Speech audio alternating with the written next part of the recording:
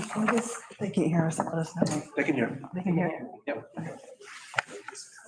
They can start. Sure. Okay. Go ahead. Yeah. Hi, everyone. I'm going to call to order the first meeting of the Weymouth Schools Athletic Subcommittee. Welcome. Our first item on the agenda is the overview of the Athletic Subcommittee, which we will start with our mission and our composition, meeting schedule, and an explanation for the public. Yeah, I can give it over. So this is on the agenda because this is a new subcommittee, and we were just thinking that the school committee should just be present for a vote so we can agree on what we're doing and the mission of the committee, and then just the composition, and maybe just quickly go over the meeting schedule. So everybody IRL and on Zoom kind of has an idea of when we'll be meeting. So I think hopefully we had enough packets to go around a little bit, or some people can look over each other's shoulders. The mission that we drafted, I'll just read it out loud for people who don't have it. The Athletic Subcommittee of the Weymouth School Committee is dedicated to creating and maintaining a positive, equitable, and high-achieving athletic environment for middle and high school students. Within the scope of the school committee's authority, the subcommittee's mission is to support district administration, Weymouth public school families, and Weymouth public school athletes by opening lines of communication, sharing information, and identifying areas of need around athletics, programming, and opportunities. So do you want to open up for discussion with the committee? Feedback, committee? I think this is a great way to start. Can hear myself. I'm sorry, I'm trying to figure it out.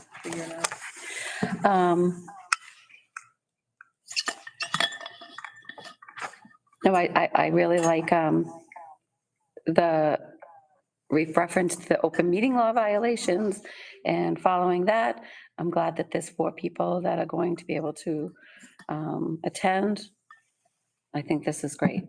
Oh, yeah, okay, so you're looking at the composition, I'm looking at the whole thing. the whole shebang. Okay. So Danielle, It's very positive. feedback about the mission that I just read? Nope, sounds good to me. And then go ahead. I was going to ask if anyone else had. Yes. So open it to if anyone else had any input or when they read over the mission of the committee.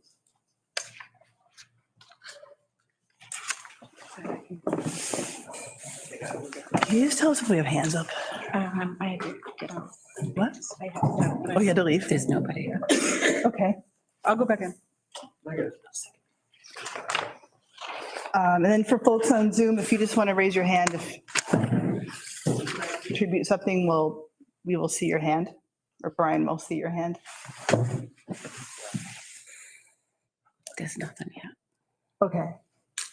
So I think this is good. And then do you want to move on to the composition, Mariel? Sure. So I will just read the composition. The composition, the athletic subcommittee will operate as a subcommittee of the whole.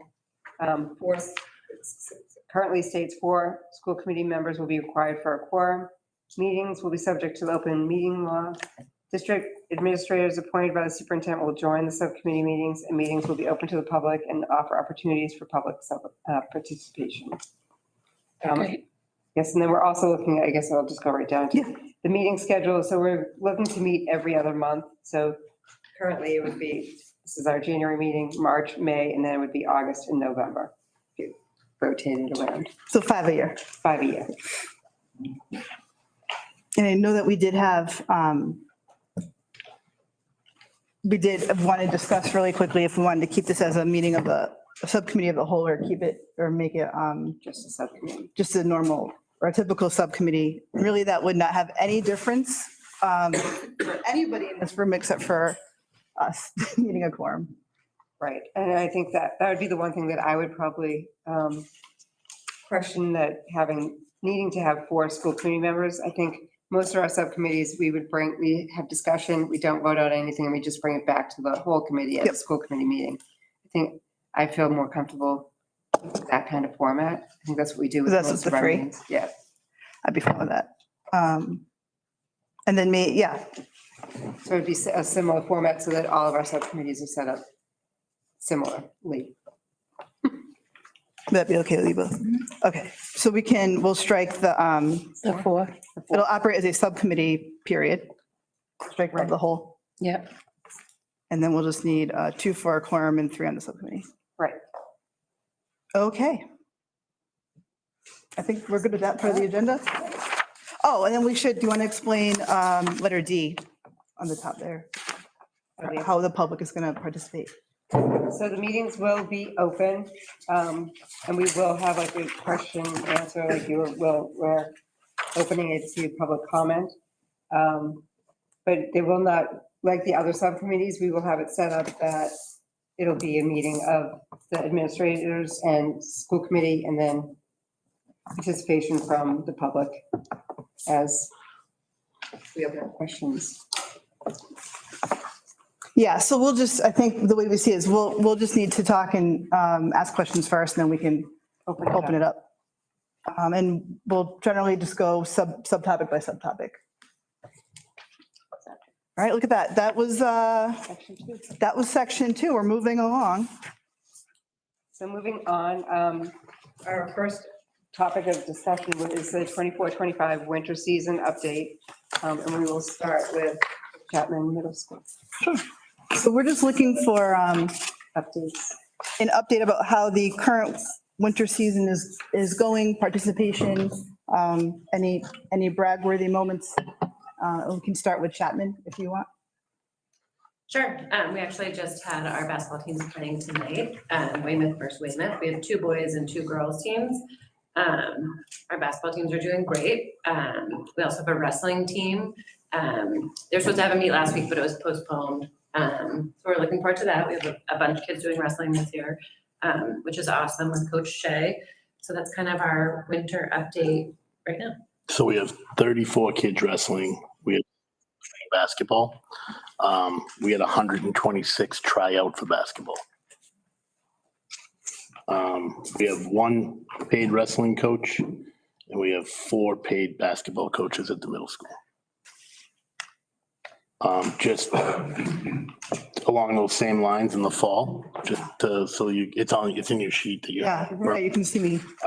cross country, you had 55 students running cross country. You had 35 girls, 20 boys, 2 paid coaches, no cuts in cross country.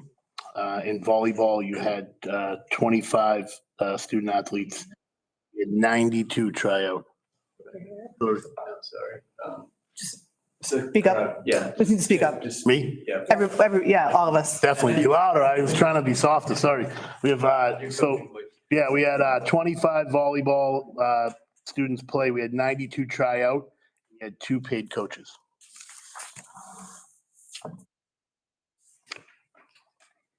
The spring, I'm sorry, we want to go to high school and then do the spring chat. Yeah. Yep. But just the wrestling and the basketball, those are both co-ed opportunities They are. in the middle school? Yep. Wrestling girl. Yeah, I can take you on. And break you like a twig. Do we have questions about She threatened me first. middle school sports right now? Update. All right, let's move on to high school. High school update. So for the high school update, currently, that's also in your packet, I believe. Currently, we have 343 student athletes. I won't go through them all, but in your packet, it's broken down by freshmen, sophomores, juniors, and seniors.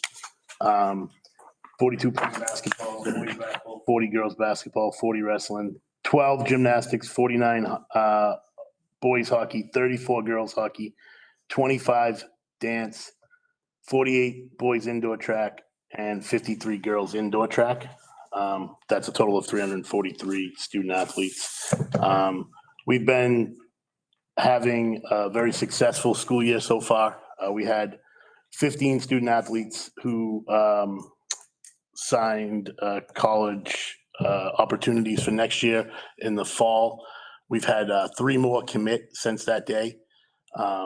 So we're up to 18 with a number of even more that are hopefully going to be committing over the next several weeks. Our GPAs and our eligibilities across the board, we have not had, check rates tomorrow. We have not had a student athlete who is ineligible to this point on a team. Someone who made a team and would have to be taken off of a team because of ineligibility. That's a first in 5 years. Wow, that's great. We've we've had some success in the winter. We are young. Some of our teams are struggling a little bit, but we're getting some more opportunity for younger kids to play. So that's all I got for an update, I think. Tomorrow. We're looking forward to the full season coming to a close and getting ready for spring. And hopefully we'll have some playoff tournament games, winter season. Can I ask Rob, are those numbers typical, are they up a little or down, like So just fall and winter? So overall for fall and winter, we're right on target. We're down probably 7 or 8 kids in the fall. Some of our programs are up. We did add JV girls ice hockey this winter. So that's a whole team that we added. So the number is on par, but some of the sports are down. If that makes sense. Like you have, we added a whole JV girls team, but like our girls basketball numbers are down a little bit. And even our wrestling numbers were kind of really high last year. They're higher than they were, but not as high as they were last year. So it's pretty, we're right on target. When we get to the spring, I can give you the number that we're projected to have for the year. For wrestling, is that just boys? It's co-ed, but we only have boys right now. Okay. But female wrestling is taken off across the state. They're having their own Country. They're having their own individuals, their individual tournament. We have had female wrestlers. We just don't have any currently. And is there any intramural opportunities at the high school level? I know, so we have competitive as well as intramural at the middle school, but is there, I know that to get the gym is difficult, but has there been an ask or a need for it? If there's only so many kids making a team. Yeah, active. there hasn't been an ask. Okay.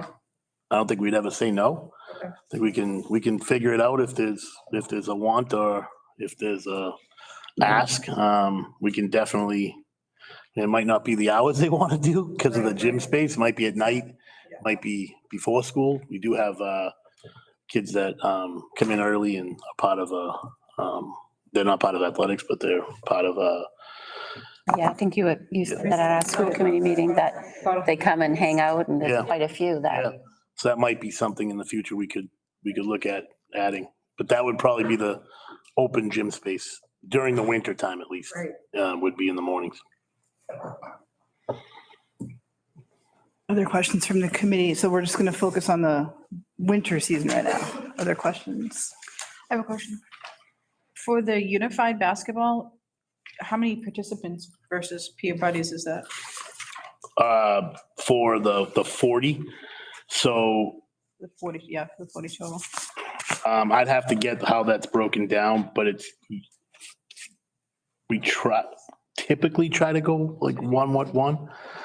So I can say that the post grad number is that because that seniors are also post grads on the unified b-ball. That's why it says PG in the Right, top. yep.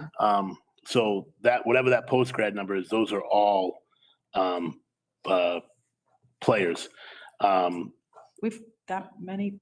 No, I'm saying those are, if whatever the PG number is, that would be all players. So, but I can break that down further for you if you didn't. Yeah, I'd like to see like the comparison by grade to see how many are with their, I didn't know if Ms. Stokes was here. oh, She said she was maybe coming, so she's not here. I was gonna ask her, but she's not here. I'd like to see like how many are with their age brackets, you know what I mean? Yep. Similar ages.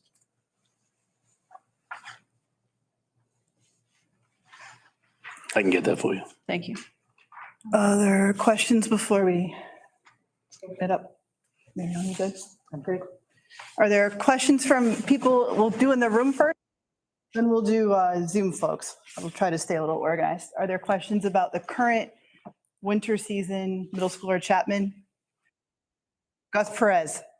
Did he raise his hand? Yeah. Question going back to the organizational model of the committee. Can I ask that now? We're going to wait on that. Sure. Okay.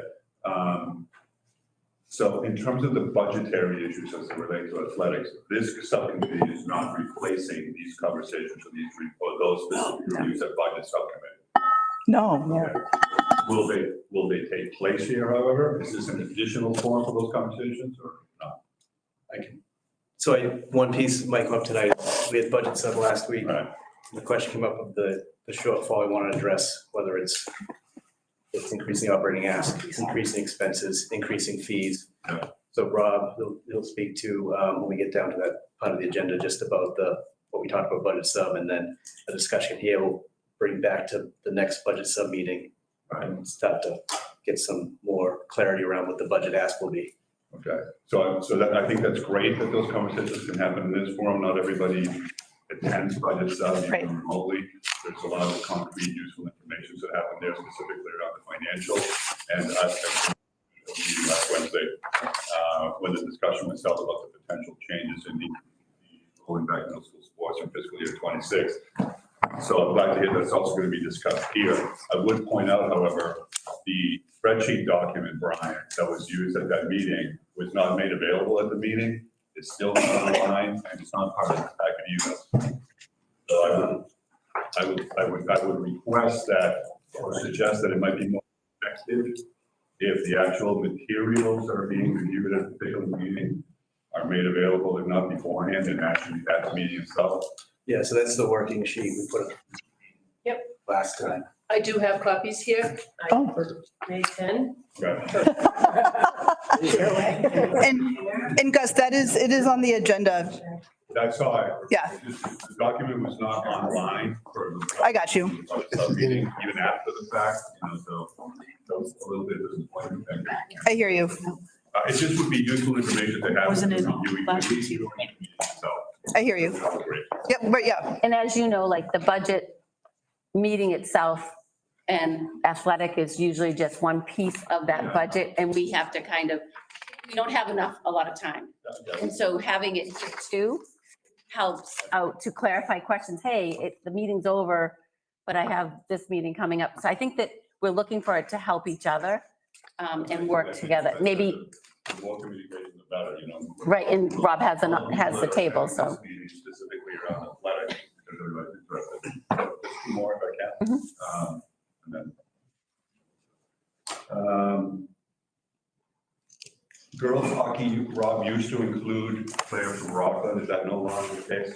No, it does. They were grandfathered in for this year.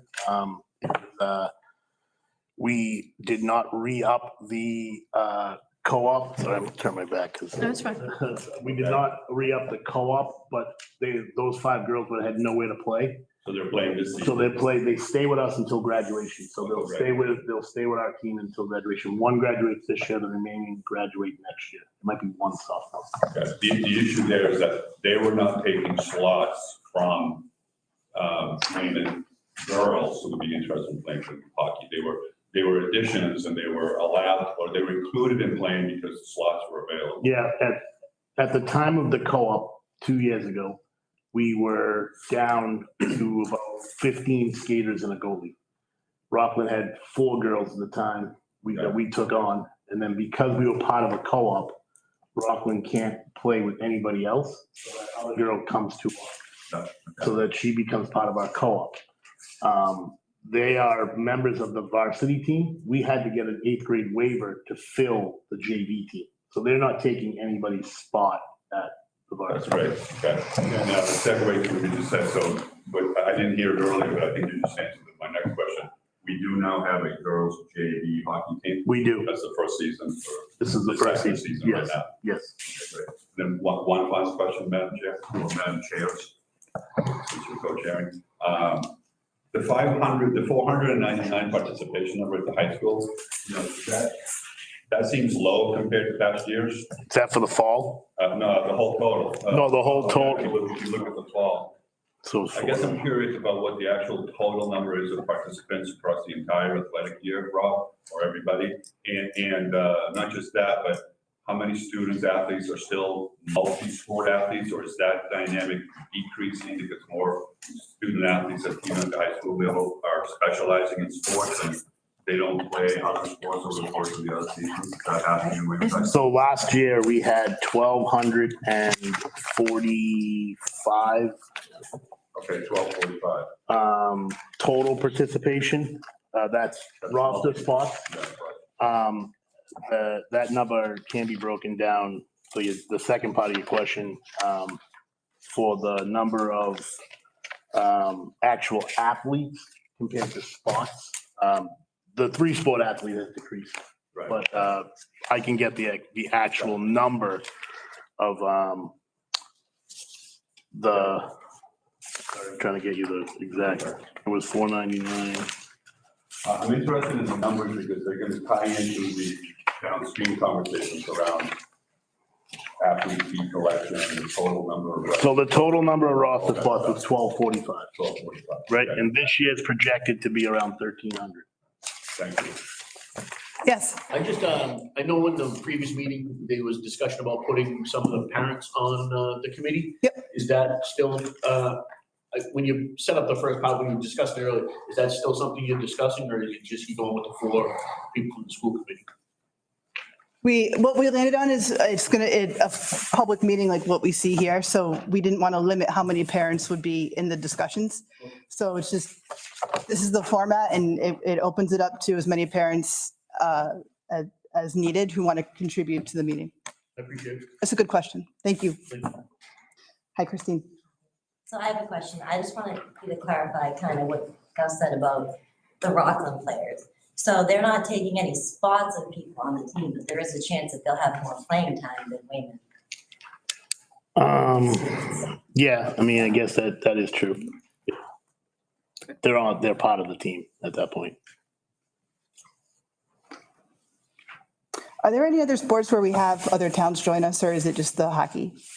Just hockey and yeah, just girls ice hockey. And you said that it's phasing out. Yes. We did not re-up the 2-year co-ops are done in 2 years. But you don't just, after 2 years, just kind of push them away unless they have somewhere to go. The MIA wouldn't allow that. So they stay with you until they phase out, but you don't take any more. Like if there's a girl who's a 9th grader in Rockland, she does not come to Weymouth to play hockey. Gotcha. But she also can't go anywhere else because you can't have a co-op in 2 different schools. So, Oh, that's kind of stinky too. yeah, so, well, yes, but on the positive side of things, if they had 2 or 3 girls, then they could go co-op with somebody else and take the girls from Weymouth Oh, and okay. go.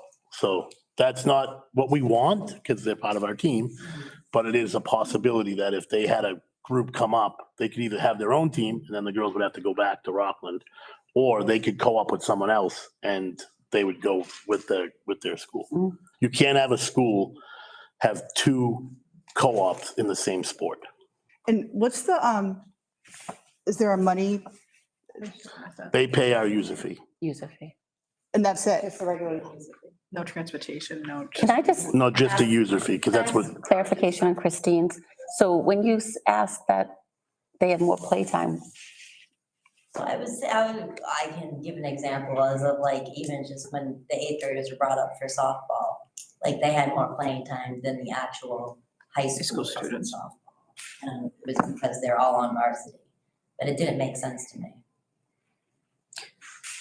Does the co-op, is it a rolling 2 years? So you review it every 2 years, no matter what? Or is it, you review it like when there's less participation? Like, how does that come up? How do you decide you're going to be a co-op? so 2 years ago, we were in a situation where we may not have had a girls varsity ice hockey team if we did not co-op. Because if we had 14 in a goalie or 15 in a goalie and we weren't either competitive enough, or if we had injuries, or at that point, there were kids who were playing full season, this is a lot, but there were kids who were No, I playing get, full season club and high school. So if they had chose to go to a full season club and not play for us at all, our number could have been down to 12 or 11. That would be dangerously low. Yeah. So we took on the co-op because Rockland had 5. Last year, we were asked to take on another school and we declined because our numbers were growing and because of the charts that we have with the Weymouth youth people who help us out tremendously with this conversation. We knew that we had a big group in the 8th grade. We have a big group in the 7th grade and we have a bigger group in the 6th grade coming up of female ice hockey players. Oh, that's great. So keeping them all here and playing is key and growing that program out. We do have 8th graders playing right now on the JV hockey team because the waiver that you get is for the lowest level you offer.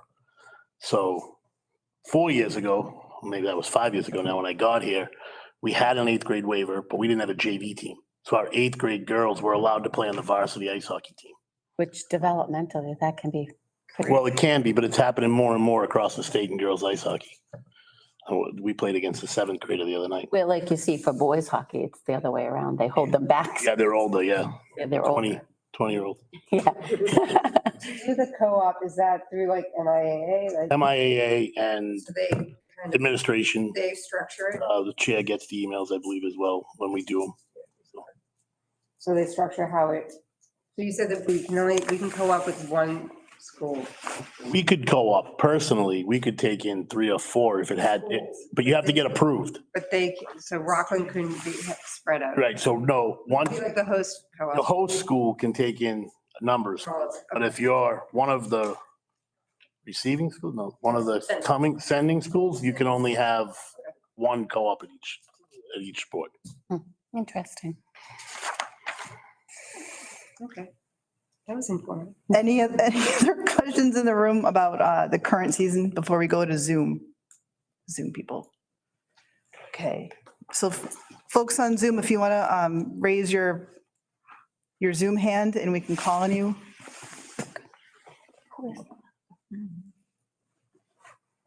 Oh, we're not seeing anybody, right? Is that a real person? it should go to the front the minute they raise their hand. There is a hand.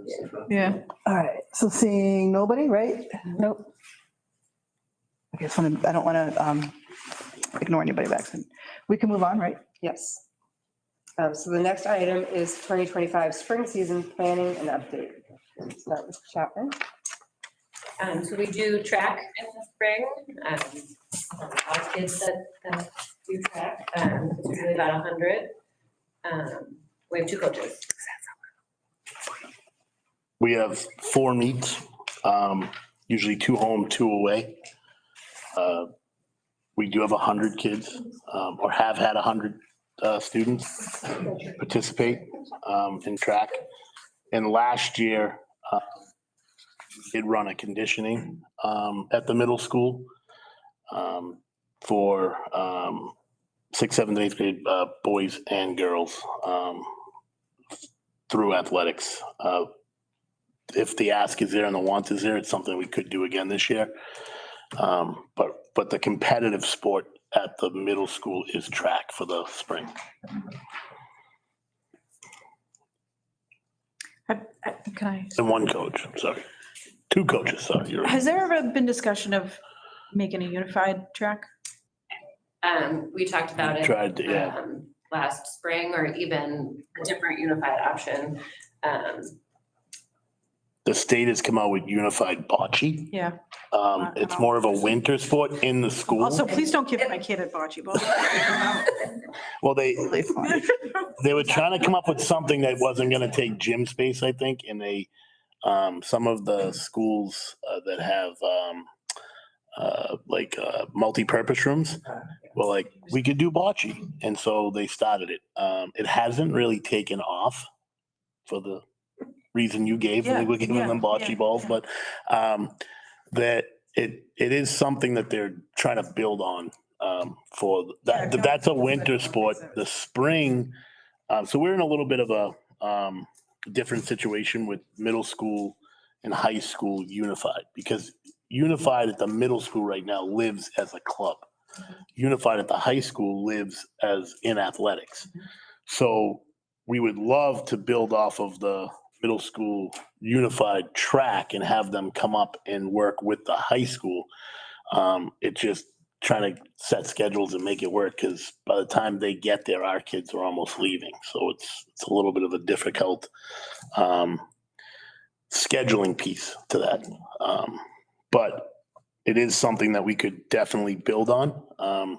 It would be nice if some of our partner schools would build on middle school unified. There's not any right. No. There's a few, but they're just starting out too. Yeah, and we were in the forefront of, I was looking through some of the notes today from 2018. We were in the forefront of unified sports in Weymouth. Special Olympics Massachusetts actually gave us grant money the first 2 years. They gave us $2,000 in the first year. They gave us $1,000 in the second year to get unified off the ground and running here in Weymouth. So it would even be something we could look into, maybe doing some sort of a grant with them to get our even more middle school options off the ground in the future years, since they've already helped once, I'm sure, and we've done tremendous job with our high school unified. I think 3 years in a row now, I've been a champion school for unified sports. I think they would be more than willing to partner with us and try to get us some grant money to get the middle school programs more off the ground. Yeah, I think, what was the total games that you had for unified basketball? Wasn't that many, right? Like maybe one? For the middle school? It was against ourselves. Yeah, there's. Is it interest or is it? It's. There aren't many middle school programs, and then it's also like just transportation. There's just not a lot of middle school participation in unified. Our kids love it though. I would love to do unified track. I think there's a lot of potential. And I think we'd have a lot of staff that would support it too. Oh, we could just make the sports we had inclusive. I don't know. That's what It's crazy, but- intramurals would look, in my picture of intramurals, that's what the intramurals would look like, more of an inclusive atmosphere. Sorry. Sorry. More questions from the committee about, Middle school. Spring. Middle school. we're in the spring. Oh, in the spring. Are we good for the spring? Mhm. High school now? Yes. High school now. Okay, so at the high school, I can give you projections. I can't actually give you numbers because we haven't had signups yet. But we're projected to have between 485 and 520 student athletes. We offer baseball, softball, boys lacrosse, girls lacrosse, unified track, boys volleyball, girls golf, boys rugby, girls tennis, and boys tennis, and boys and girls outdoor track. So we'll have between 485 and 500 student athletes on those teams. So there's boys volleyball, but not girls volleyball. Girls volleyball's in the fall. Okay. You want to figure that out?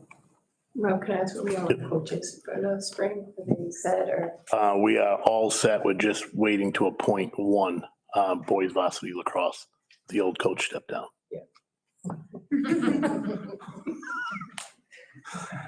That was me. Sorry. I missed something there. Is that you? Yeah, I coached. That's what I was, like, wait a minute, did I remember? Gotcha. And for the, I think, let's get an overview, or could you please give us an overview of practice locations for the spring? So, Baseball's at Libby. Yeah. And at the high school. Yeah. Softball's at the high school. There's two fields. There's one in the front, one in the back. We are projected to have a JV girls softball team for the second year in a row. Boys lacrosse and girls lacrosse practice at the high school and at Lovell. Boys tennis plays at Legion. Girls tennis plays at the high school. Boys and girls track practice at the high school, the track. Girls and boys rugby practice at Legion. Girls golf practices at Weathervane. Boys volleyball practices at the high school. and unified track practice at high school. So there's two, we're not going to solve the world's problems tonight, but there's just two things that I wanted to throw out there. There's an ongoing discussion of how students get to practices that are off campus. Yep. And that's why I started by saying, I know we're not going to solve it tonight, because it's been an ongoing thing. I know do we use our little bus? What's it called? Our, Multi-function student activity bus. do we use that for athletics? I don't think you've used it yet for athletics We didn't, during the school we day. didn't last year. Programming. We didn't have it last year.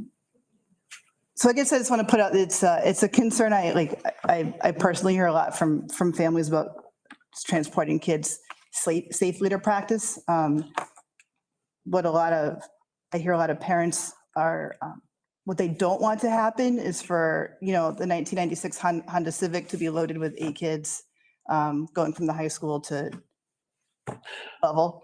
So most of our teams that practice at level are JV and freshman teams regularly. So those aren't students who are usually driving. Yep. But if a student needs to take a bus, we've worked with kids to get them on the right bus that would drop them either at Chapman, or there's one stop over by Pingree. And there's actually another stop between Pingree and that restaurant. I can't think of the name of it right now, but yes, thank you. Public transportation. Our school bus. Our school bus. If they're going that way.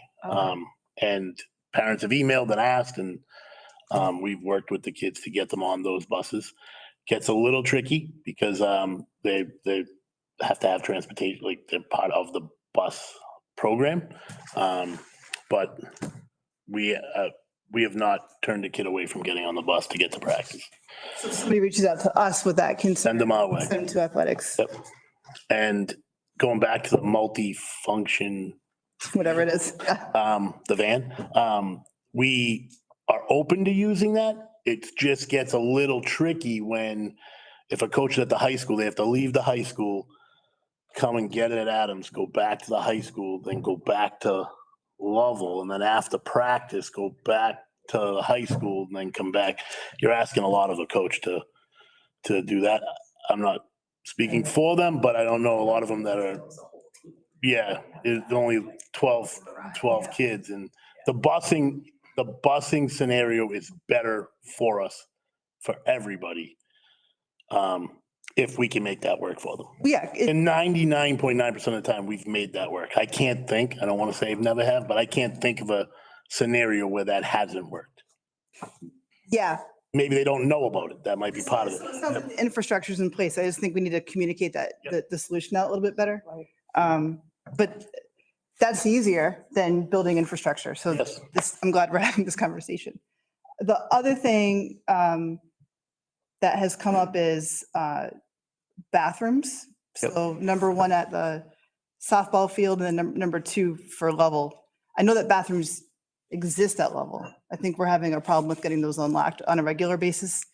We were. Yep. I think we've solved that. Knock on wood. Our coaches now have keys to those. Okay. We'll make sure the spring coaches have those keys as well. And, like anything else, it's a management issue. Like we, not meaning my managers, meaning managing the bathroom itself, like coaches unlocking a bathroom and then going out on the field. And all of a sudden there's 80 middle school kids running around at Lovell. That bathroom is our responsibility because we unlocked it. So we are unlocking them, and then most of the time locking them to go back on the field. And if a kid needs the bathroom, they come into the coach and ask him for a key. The bathroom isn't just staying unlocked while they're on the field. Right. I think that was part of a communication failure. I could take the blame for that, because when the calls were coming in that they weren't open, they weren't open during practice, because we can't ask a coach to manage that while they're on the field practicing. That's not fair to the coaching staff.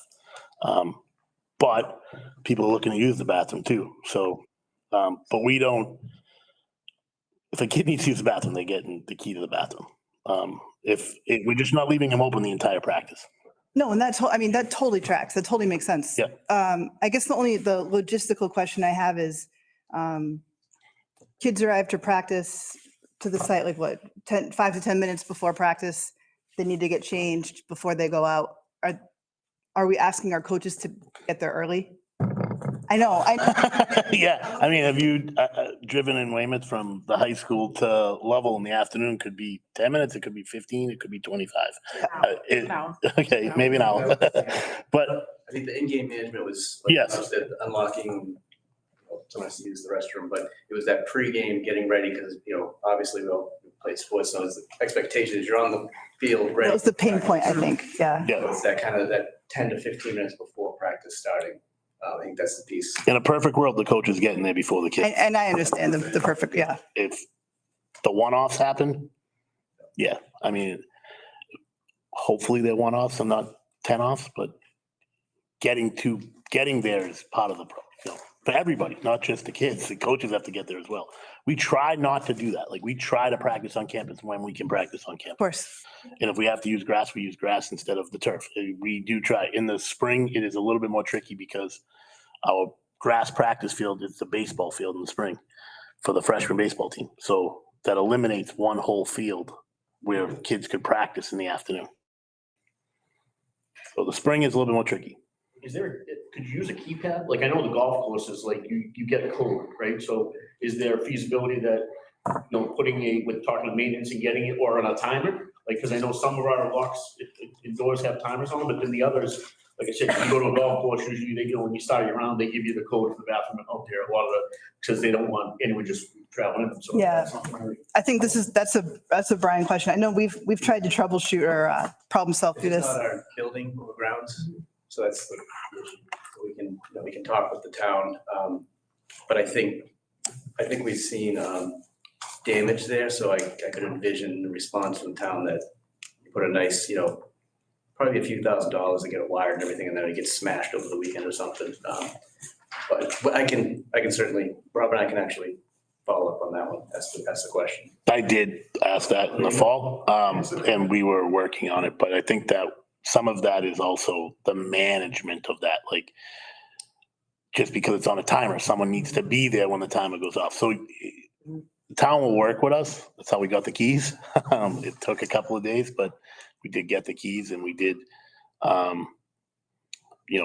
make it better. Yeah. Still not perfect, but it's better than it was. And the timer would be great because then it wouldn't be our responsibility to make sure it was locked when we were leaving. Because sometimes a kid takes a key, you forget to lock it, and For sure. all of a sudden you're getting a call at 7 that there's a bathroom unlocked and there's We kids. utilize at the high school, right? Our field, our building. We have the track ones on the timer, yes. Yeah. And going back to softball, sorry, Oh, yeah, it's because that was your original question. the next one. Yes, softball is a minor issue. We do usually, the town usually gets a porta potty. I know, Carrie, I know. But I know the placement of the porta potty is really important too. I'm trying not to get the daggers over here. You already got But there's no bathroom facility out there. The bathrooms are unlocked on a timer at the track. Getting from Yeah. softball field to the bathroom is That's like South Weymouth to Level. part of the problem. But I mean, there's no other solution besides either a porta potty or going to the bathroom out there. Can't just build a bathroom right now out there. I think that would be awesome. No, and nobody's asking, I don't think anybody's asking for a, Yeah, but I think. I think Carrie's is. well, no, She's on the town council. She's on the town council. She can get it done. I think also with the softball field, we are working with the town on scoreboard. That hadn't been mentioned yet, here in this meeting at least. Right. So athletics and finance and park and rec are working on procuring new scoreboards for the softball field and for the stadium. I think the hope is definitely the softball field in place at the start of the season. And I think the expectation around the stadium is that it would be in place early, sometime during the spring, summer, but definitely for next fall. And did we have a porta potty last season? We had two of them last season. We had one of them that was at the softball field. We had one of them that was kind of hanging on the curb by the driveway where the ambulance goes in at the football field. Because that becomes a rental after we get off of it at night, the baseball field in the back. So that's where that porta potty was for that field. And the softball porta potty was for the softball field, which also becomes a rental when we leave at night. We're not using it, yeah. Who pays for the porta potty? The town. Well, I don't. I'm assuming the town. Okay, It's a town field, so the Okay. town would pay for it. I was just gonna ask why we don't pay for it. I'd have to clarify, that. I don't know if there's some tie-in with girls softball, the league as to the. Yeah, Is that, I don't think Weymouth girls pays Is for it, but we don't have, I mean, a different day, but the rec, we have no bathroom out by the JV field when the rec teams play. And it's mostly the teams that are traveling from Wellesley and Natick that their bus shows up and we're already late for the game and then yeah, it's a Trying to run over. Wildcat way. so the porta potties are all, at least in my experience here in Weymouth in 5 years, they're under a contract that I believe Steve runs. He orders them and I don't know then if he turns in bills the proper people, how that works, but I have not seen a porta Porta potty contracts. potty bill in. Like, please, we're not asking for one Yeah, either. careful what you wish for. Yes. Exactly. If we had, I can't believe we're talking about this, but if we had porta potty feedback, Brian, could we? could we- I'll let And I Steve know. Steve. I'll be on the porta potty committee. You were saying, I'll be talking Hearing. saying number one and number two. to Steve this week, I'll ask that question. It was online. There's better ones than I don't know if it's. green things. Well, that's what I was wondering if we could Yeah. talk to the town about. Gets a Maybe we little could throw them a couple bit dollars and, Upscale. We did. We upgraded last year. Yeah. Steve upgraded for us last year. They're not as, No. It was, we have the deluxe. porta So we potties. we do have some questions from the audience. Are you okay? Well, can we go this way? Because Yeah. we'll start over here. So just a question regarding the committee. Is this for middle school and high school sports only when it comes to fields? Or are we addressing all fields in Weymouth, i.e. O'Sullivan? I don't think well, That's not in our purview, it's in the town. Athletics? I don't think it's a part of, Yeah. athletics doesn't oversee any fields in Weymouth. The town owns a field. Town owns all the fields. All right, thank you. don't recruit to your side. I'll start with something. Okay, we go first.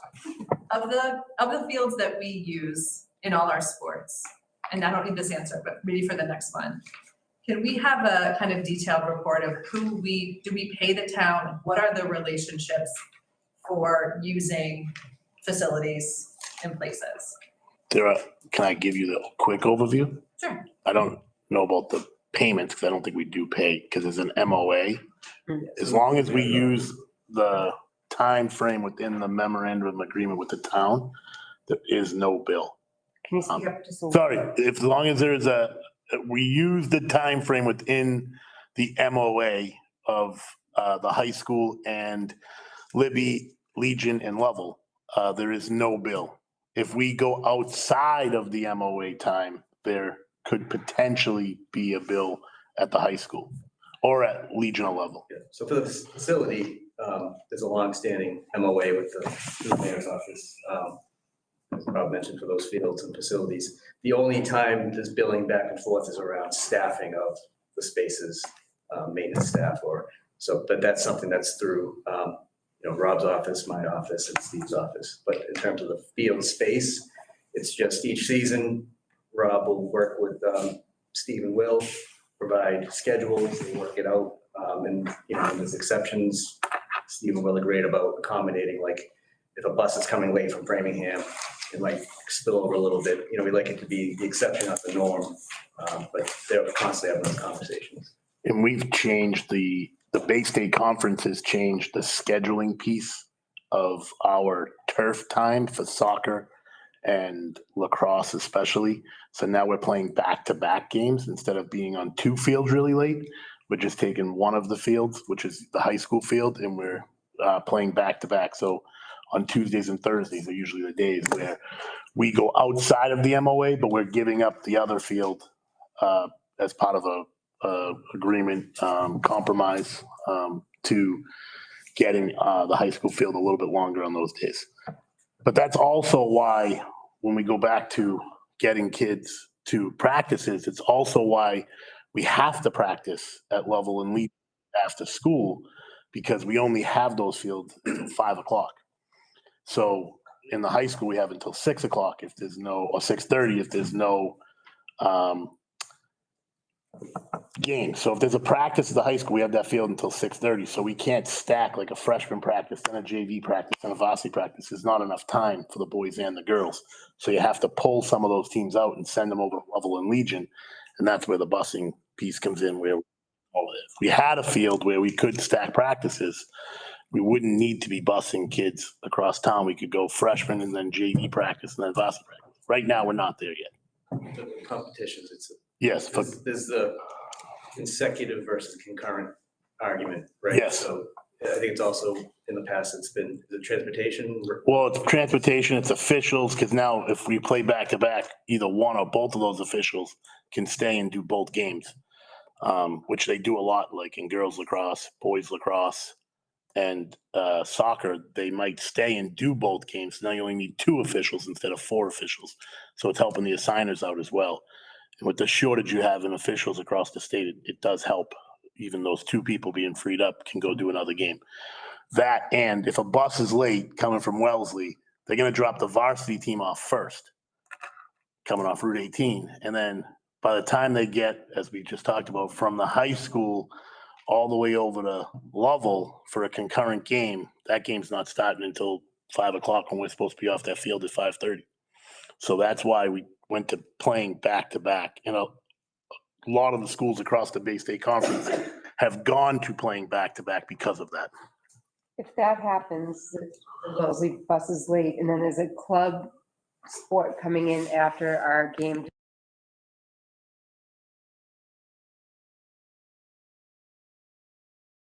Now, Mhm. there is usually not a rental after our games. Okay. 5 years ago, we were finishing the games with a lot of people standing around growling at us to hurry up. But we've never, a varsity game, I can say we've never not finished. Maybe a JV game or a freshman game has had to do a running clock to get off of a field at some point. We don't run into that anymore really with the back-to-back games. Once in a while at Legion, with field hockey in the fall, if a bus is late, somebody has to wait to get on there. It's usually not the norm. It's like a one-off in the season. They do push that rental back for us as well. I asked the question just that as this committee furthers down the road and to have all of these decision makers in the room and thinking about how is it going? How is it going for high school sports to be sharing facilities across town?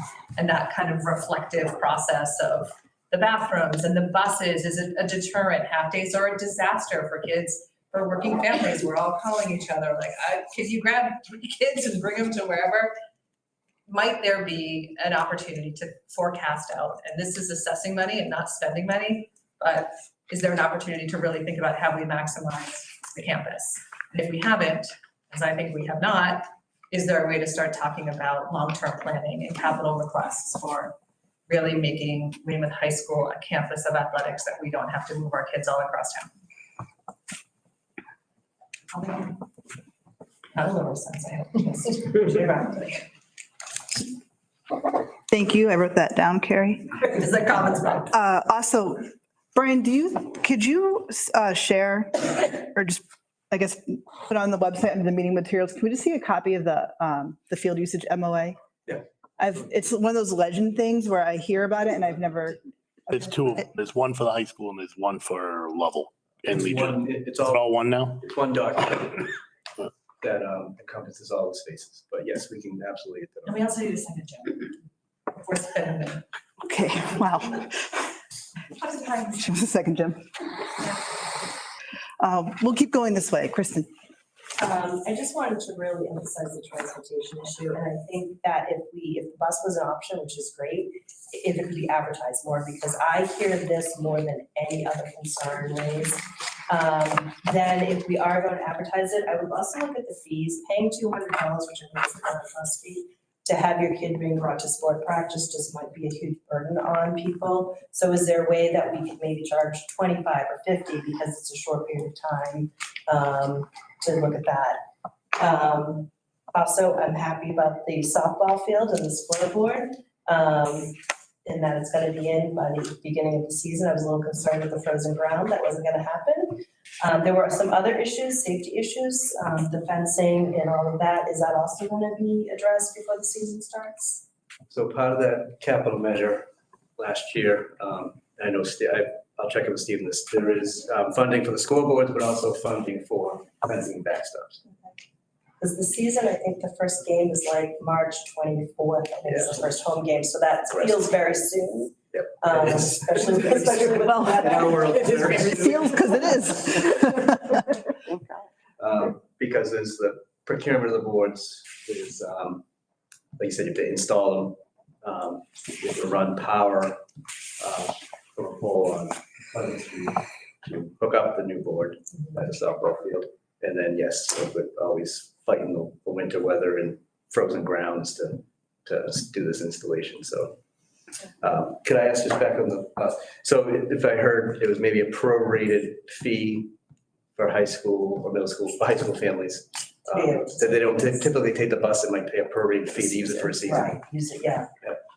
That's a good idea. Or like an ad hoc, or like an ad Parents, I hoc, think, like would be a thrilled. drop-in. 25, 50, whatever the A la carte, amount is, yeah, to be able to yeah. pay it, not have to worry about, I have to leave work, I have to put them in a car with some 16-year-old that I don't know, all of that, which is happening.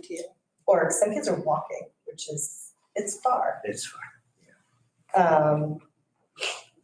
Okay, and then just to kind of, not to go back to the porta potty, but I do think porta potties, I mean, we're not gonna put plumbing on the softball field.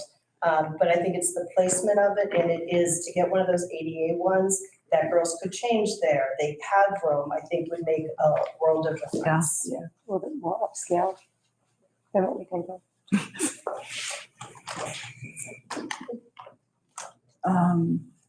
Any other, I'm going over here. I saw your hand up. Yeah, just, most people, I feel like, I've lived in this town my whole life, I didn't know that we didn't own the field until 2 years ago. So I just think that messaging on like the Sunday message or something, if there could be something to kind of just educate families. I know that a lot of the frustration comes your way and to athletics way and administrators, but it's ultimately, they don't know that we don't own the fields, or we do to a certain time.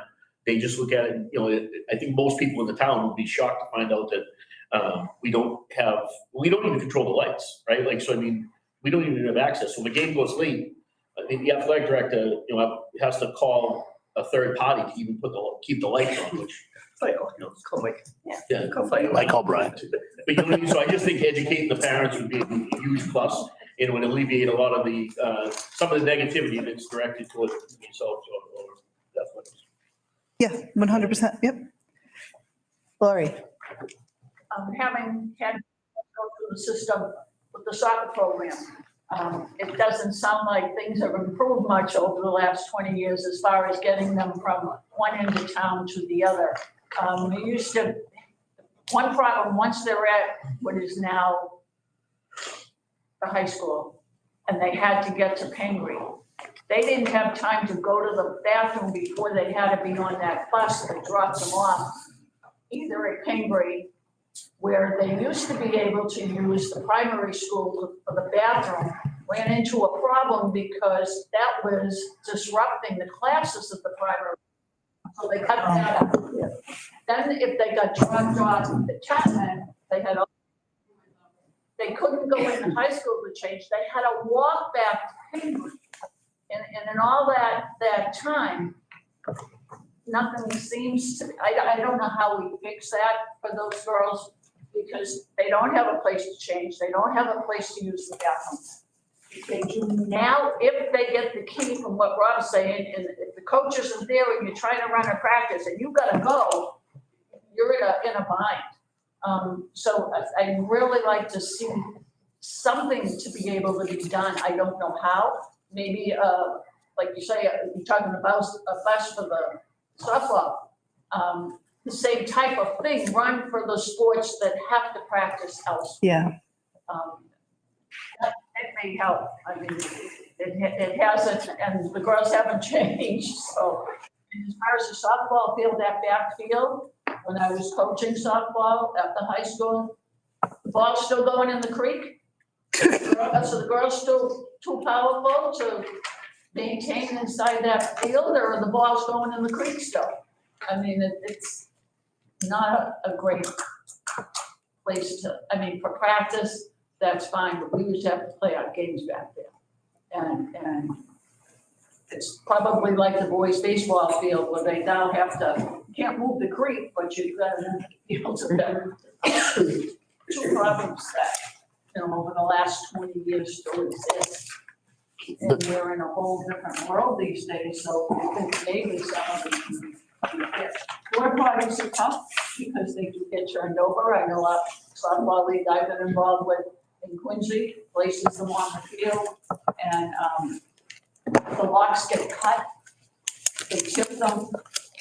The company that I'm dealing with turned out to be out of state, so they didn't even care. So you have to be careful if you want to be on a porta potty.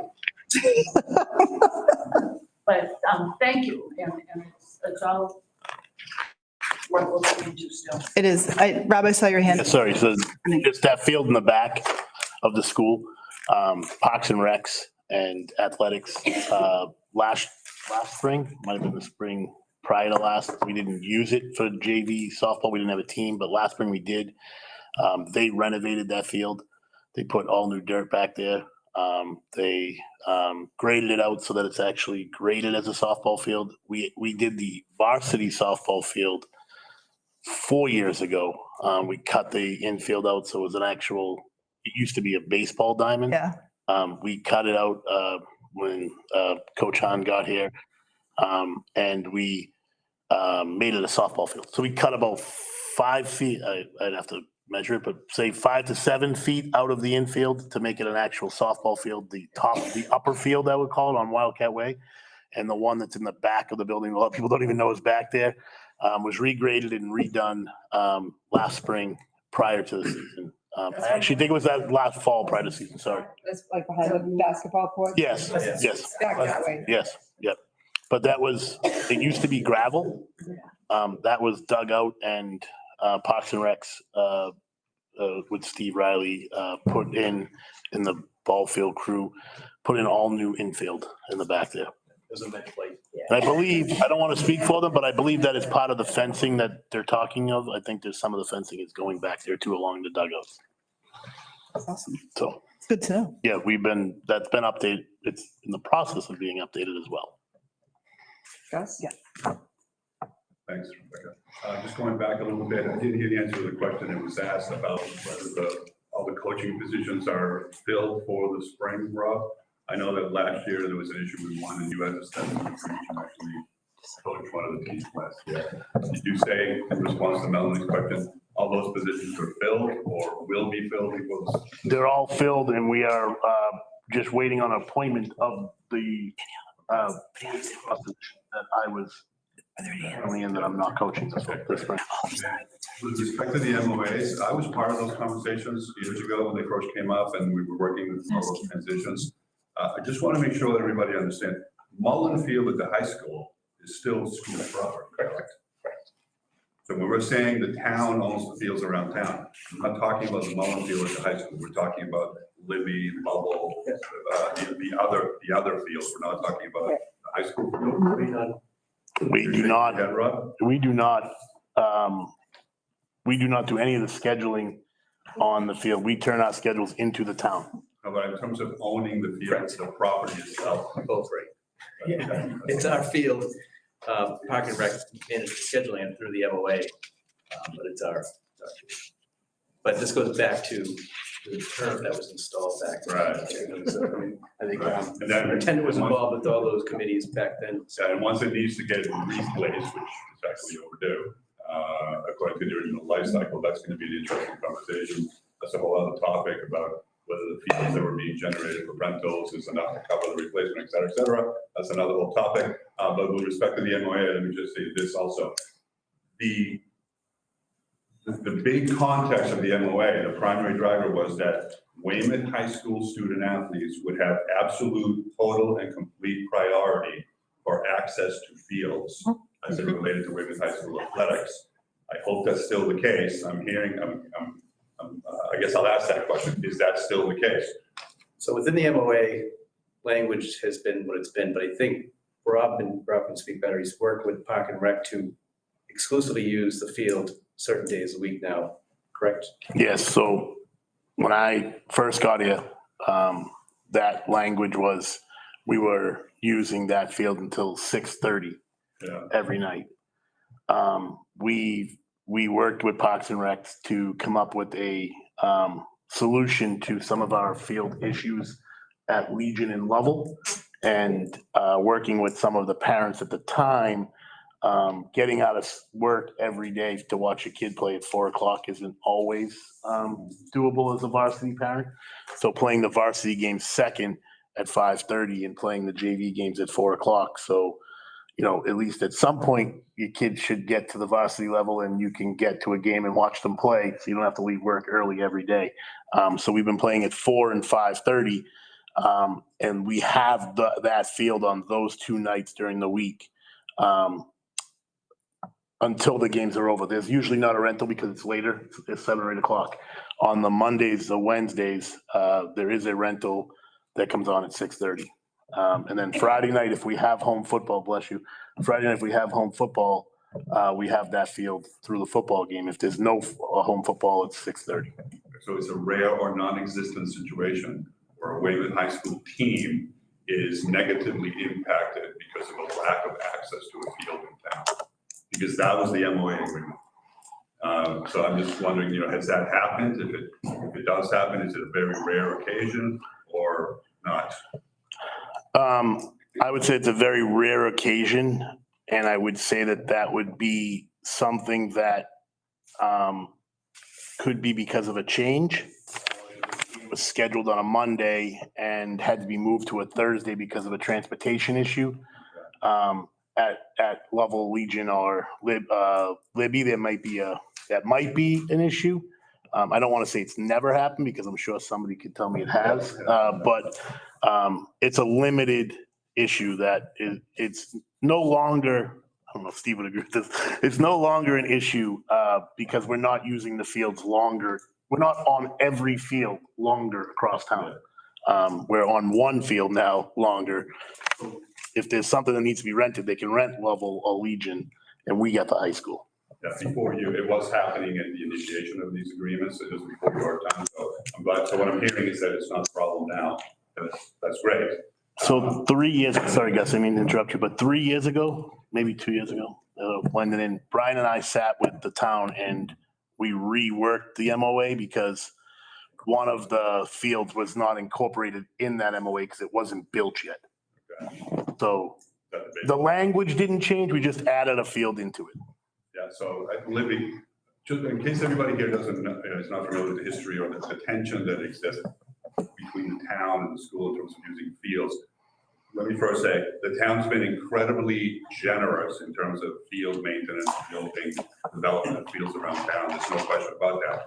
All you have to do is take a look around town and all the sports that are going on. But the guarantee was to make sure that the high school athletes receive prioritization on that. The tension that exists is that from the town side, they also have revenue generating goals that come from field rentals for leagues and adult leagues and semi-pro teams and all kinds of things. And that's all well and good, but none of that should be negatively impacting Weymouth High School student athletes. Right. I think it's communication and collaboration. I think it's, Rob's more the detail with this, but even when I see things come across my email, it's Steve and Will are always accommodating to make sure that, when they're scheduling things out, it's focusing on high school sports first and then in-town sports second and then, outside town sports. That's right here. Yeah. Thank you.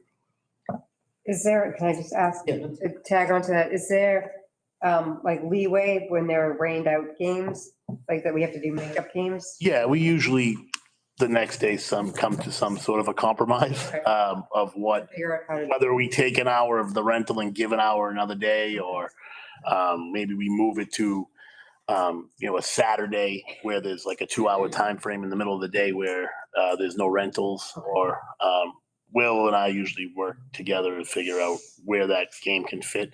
Now, baseball especially, because there's a pitching rule in baseball, but there's a pitching rule in baseball, so that game has to be made up the very next day or your next available day. So if you're playing on Tuesday and you get rained out, if you're open on Wednesday, by rule, you have to play it that day, because you can't push it down the road, because then your best pitcher can pitch all your games that are rained out. So there are rules around when you can and cannot make up baseball games.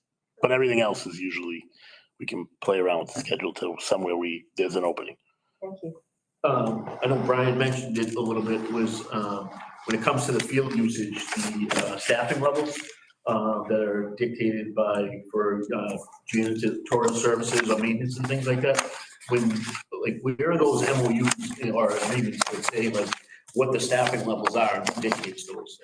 Because I can't find them anywhere on the website or under even if you look up the contracts and things like that, because there's a significant burden that is now incurred by the staffing levels of the maintenance. Does a great job, but at the end of the day, like me as a parent, my user fees to go and pay for the custodian to be there, it doesn't jive with me. Cost to run the program though, right? What's it?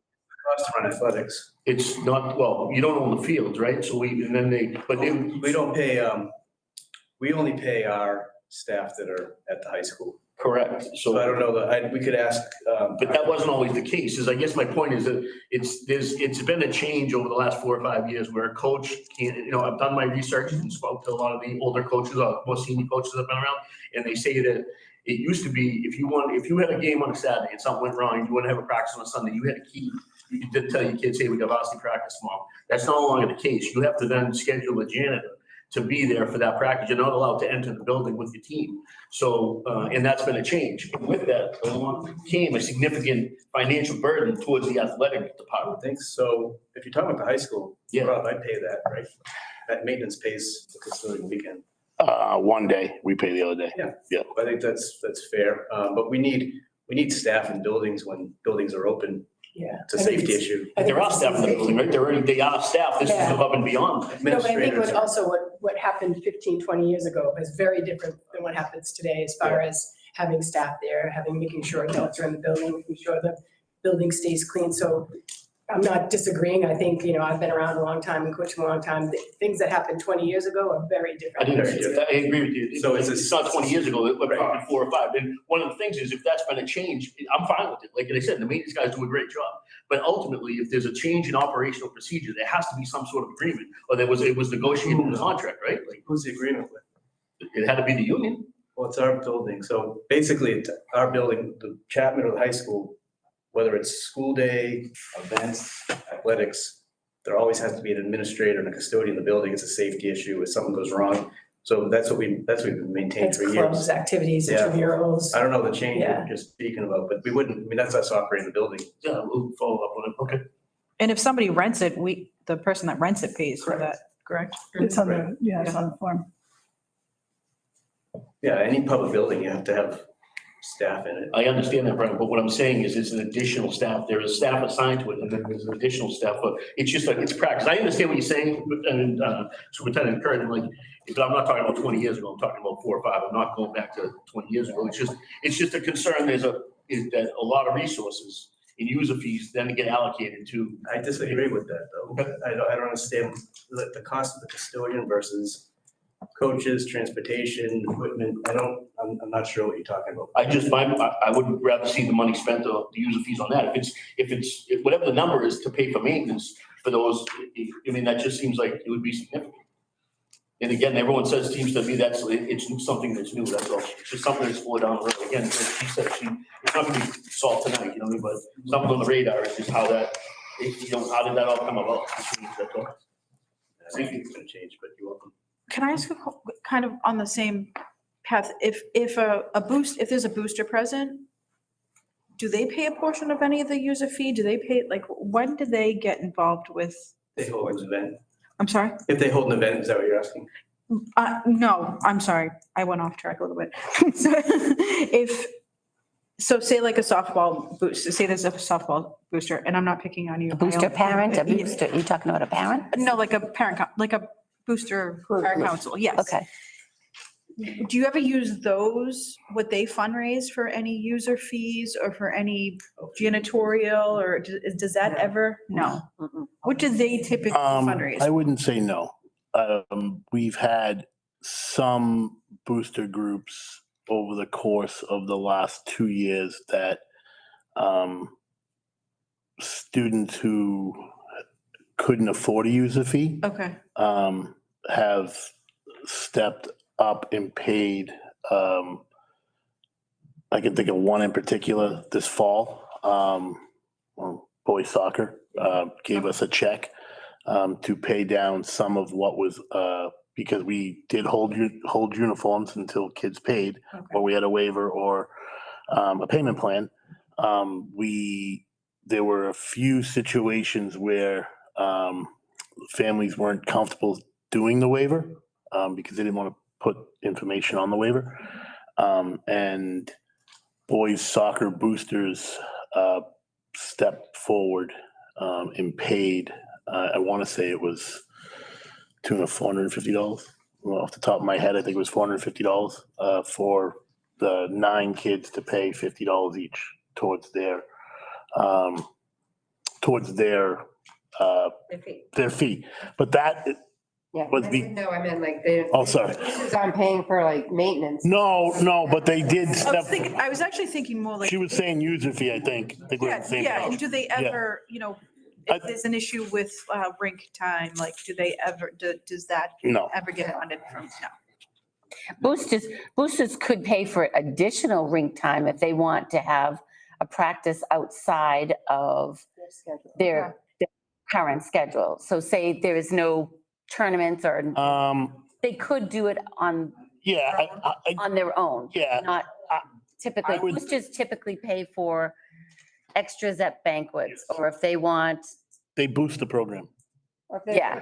I don't know what that means. So like, they're giving you like anything anything extra, Extra, like okay. sweatshirts or like, but like when you talk rink time, they're not usually paying for ice in season. They're No not paying. equipment, no. boosters 15 years uniforms. ago used to pay almost all the extra equipments, 15, 20 years ago.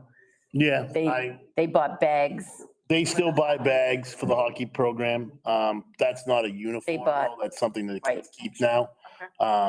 They bought It's, practice uniforms that weren't something that was in part of the athletic. that's all something that we Just- purchase now, like Yeah, and they practice do a jerseys. lot of, like with the banquets, they do stuff like Snacks that. on the bus, Yeah, traveling far, it's a bus. pizza bus. Costly. Should be pizza. Yeah. Assistant. So not to necessarily be discussed now, but I do think the boosters is something that probably should be discussed because there really is a disparity on what the boosters of each sport can do based on the size of the team and who happens to lead it. And if they're energetic and know how to do it, you have great extras. If there's a team that doesn't have that, they don't get as much. And I think there should be just a conversation about what that should look like. Yeah, I agree. And not to take away anything, because I'm on both sides with both my kids. We're a lot and not as much.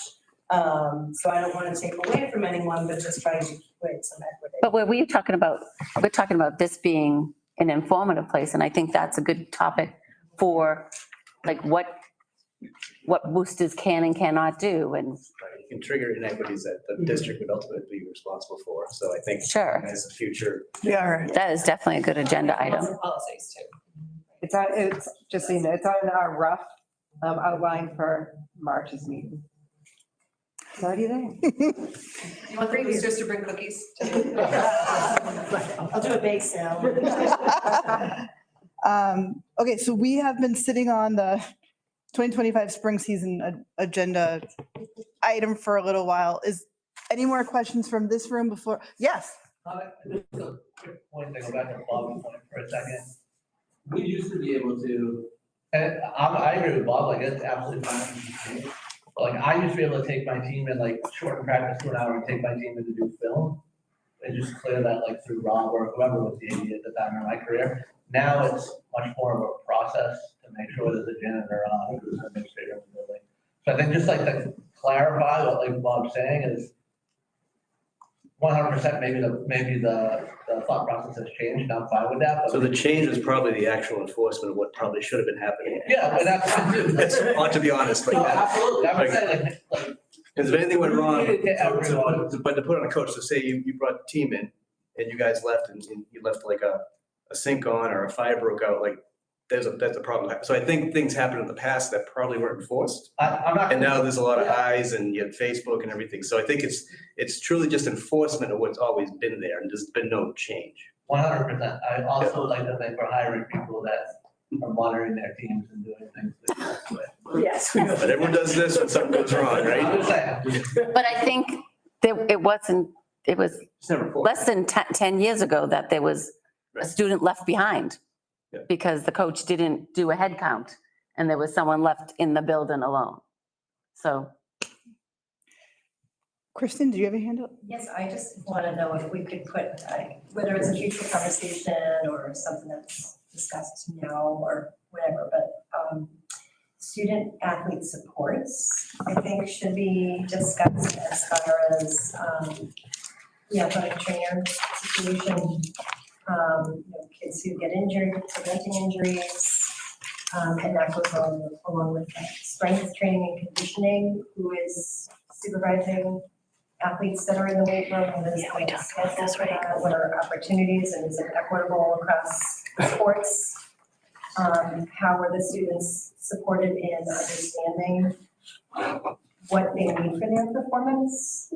I think that's also another equitable piece of information. I don't think it should just be the cross-country girls that are taught from a nutritionist perspective. I think all the athletes, and maybe even the whole student body, should be really understanding what does your body need to be able to be at your best performance from a strength, mobility perspective, whether that was from a trainer or a coach or someone who's consulting. And I just feel like we need to look at the supports and services for these kids. That's a great idea. That is equitable across the sports. great suggestion. I can touch on a little bit of that. So we are looking for an athletic trainer. If anybody knows one, send them my way. But the nutritionist that works with the district actually gave a presentation I think last winter for the winter sports information night, and I thought it was excellent. I don't know if he's still with us or if it's somebody new, but it was well received, but not very well attended that night. But it was definitely something that we could bring back, especially for the student athletes. That's who I oversee, so that's.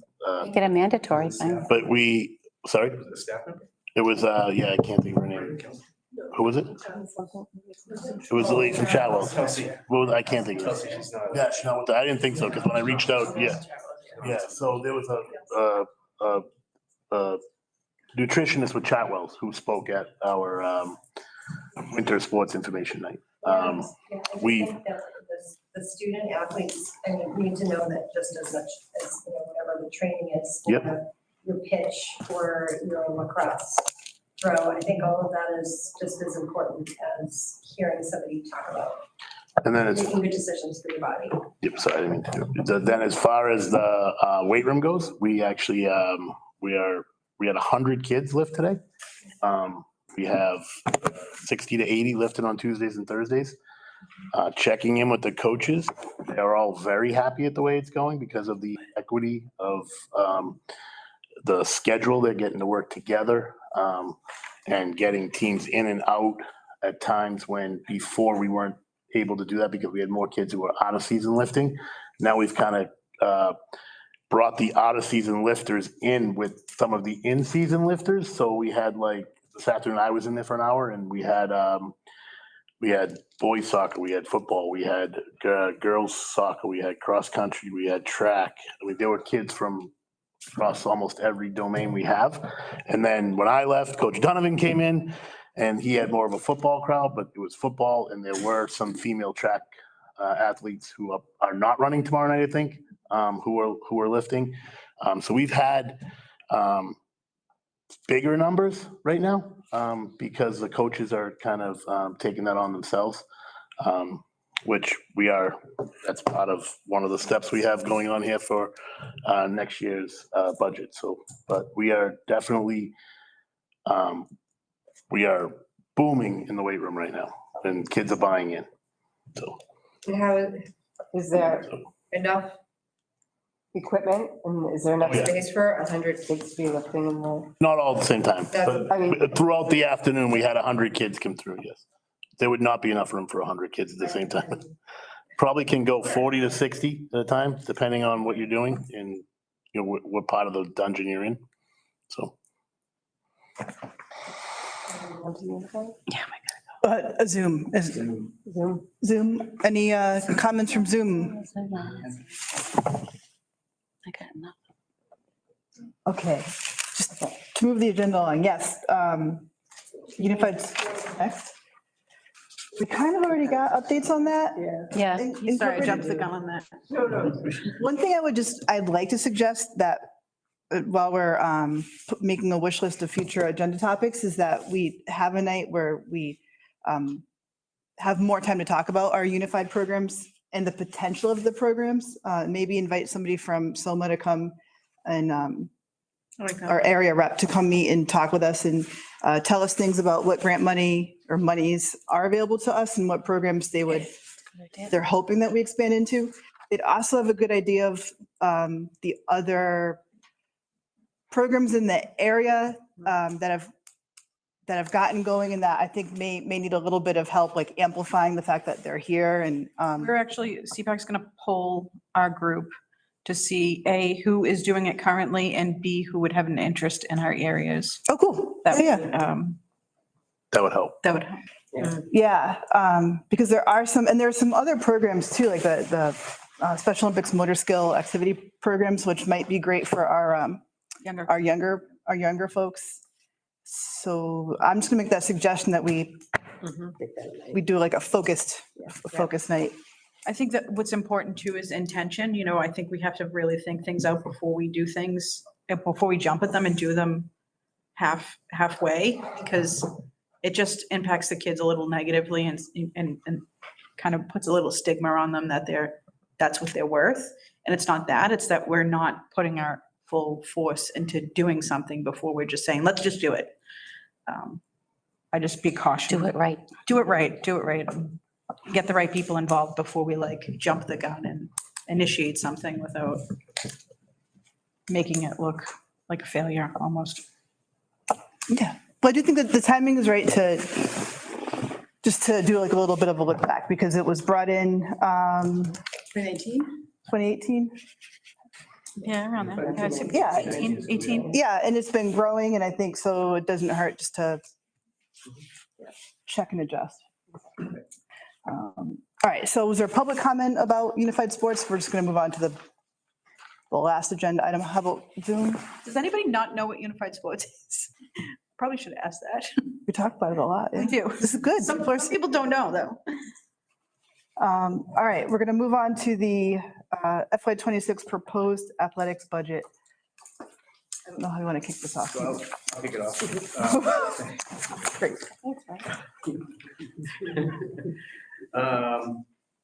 So athletics came before superintendent for hearing on January 9th last week, right, Rob? 22nd, last Wednesday was the public hearing, budget sub. And the document, so Karen shared with me the document that it's good to post now, so I just looked at it again too, and I said, get it posted, but basically what Rob, Karen, and Jenny developed was a supplemental budget form to kind of just wrap our heads around what it costs to operate middle school and high school athletics and the funding to run middle and high school athletics. So the proposed cost for FY26 is just over $1 million. It's $1,079,000. If I'm reading this right, Rob, 34,500 roughly is the cost of middle school sports. So that's the proposal for the budget for athletics next year. The issue becomes the funding of it. So we have an operating budget, and then we have a revolving fund that supplements the operating budget. So the operating budget staffing totals roughly 618,000. That's level service. That's basically, we've taken all the coaches, what Rob projects to have coaches in place for next year, takes administrative salaries, steps everything up contractually based on, steps and COLAs. And so that's a level service funded number of 618,000. And then in addition to that, there's the operating expenses. That's for like the stuff, transportation, equipment. So that's level funded at the same amount as last year, $115,000. So the total proposed operating budget for next year is $733,000 roughly. That's 69% of what it costs to run athletics. So where's the rest come from? So we talk about user fees. So Rob's budgeting, and I think Kim and Karen and Jenny have done a great job. Okay, you didn't have to collect any user fees, so Rob and Karen did a great job in the collection of user fees. They're projecting $230,000 next year, and then the gate receipts, we did the Chesney gift this year, but Rob's projecting $60,000 next year. So what that bottom line number comes to is 1.1 million to run, and about $1 million expected in a budget in revenues. So that leaves a shortfall of roughly $56,000. So that, I think, hopefully summarized the meeting last week. So the conversation then moved to tonight, where how do we address that shortfall, that $56,000 shortfall? Is it an increase in an operating budget ask? Is it reduction in expenses somehow? Or is it increase in fees? And the last piece I'll just say is that the middle school user fee, there is no user fee yet. School committee voted several years ago to pilot user fees, and we received ARPA money for the town to fund 3 years of fee coverage of $60,000 a year. So that ends this year. So now the conversation comes to next year. In addition to increasing the budget, cutting expenses, increasing fees, do we implement a middle school user fee? With that, I'll turn it over to you guys. So in your packet, I believe, have a FY26 proposal we'll start with the middle school, since that's the first on the agenda. It looks like this. Yeah. So we currently have competitive middle school sports that are traveling to Natick and Framingham,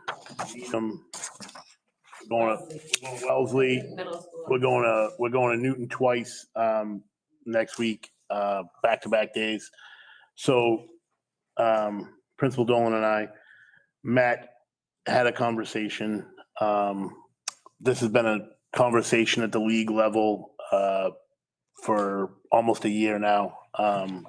What middle school, Bay State Conference never ran middle school. It used to be the Bay Valley League. It was the Bay State Conference and the old, what was no, it was the Bay State Conference, and I can't think of the other name, but they went together to make the Bay Valley League. That league is now part of the Patriot League. So middle school sports they lived nowhere in the state. It was kind of a who had them, who didn't. We did, sort of, we didn't. We had basketball. We had cross country, but they were kind of not in a league. So 4 years ago, when we were talking about this, and we were graciously granted the $60,000 from the town, we joined forces with the Bay State Conference, and we became a middle school league as well. So we had there's 4 middle schools in Newton, there's 2 in Natick. We had our one. Wellesley had one. Framingham, Walpole, and Brookline do not have middle school sports. So there were 7 towns and 12 teams. It made sense at the time. Reflecting on that 3 years later, traveling and all this stuff, it probably does not make sense to do what we're doing with middle school students, putting them on buses and sending them to to Natick or wherever else. So we came up with a proposal to get more kids involved, which I think is our goal at the middle school in anything that we do. The more kids we can get involved, the better. At the beginning of my presentation, I read out to you the numbers for the fall. We had 80 kids participate between 55 cross country and 25 volleyball, but we cut 92 kids from volleyball. So our goal and Jenny's goal for Chapman is to increase our numbers by adding an intramural program, but redesigning, I don't want to say cutting because we're not cutting, we're actually adding, redesigning our middle school sports program. So we will still offer middle school competitive sports, but we are going to also offer, or hopefully going to also offer, intramural sports. And if you think about the budget in the way that, and a lot of people, this gets confusing because there's a revolving account and there's an operating account. There's $34,000 that live in the operating account that we've already had in athletics that was funded through through last year with, help me out, Brian, I'm getting tired here, but the salaries, the cost of supplies, maintenance for the games, and transportation. So we can live within that budget for the program that we are proposing tonight for competitive sports. The intramural sports live in the Chapman budget, which has always had their own clubs and activities and all that. So we're just basically redesigning this whole thing. So we're going to proposing to offer competitive boys and girls cross country, competitive boys and girls basketball, and competitive boys and girls track, which is what we offer now. But we also will offer intramural sports in tennis, volleyball, and unified basketball in the fall, wrestling, strength and conditioning in the winter. And then this is a sort of still up in the air, but soccer, field hockey, or flag football in the spring. So we will be getting more kids out in the afternoon that won't be getting on the bus to go home. They'll be playing sports at the middle school level. It won't be getting on a bus and going to play Natick. It'll be in-house, hopefully 4, 6, 8 teams, co-ed, the sports that we can play co-ed in safely.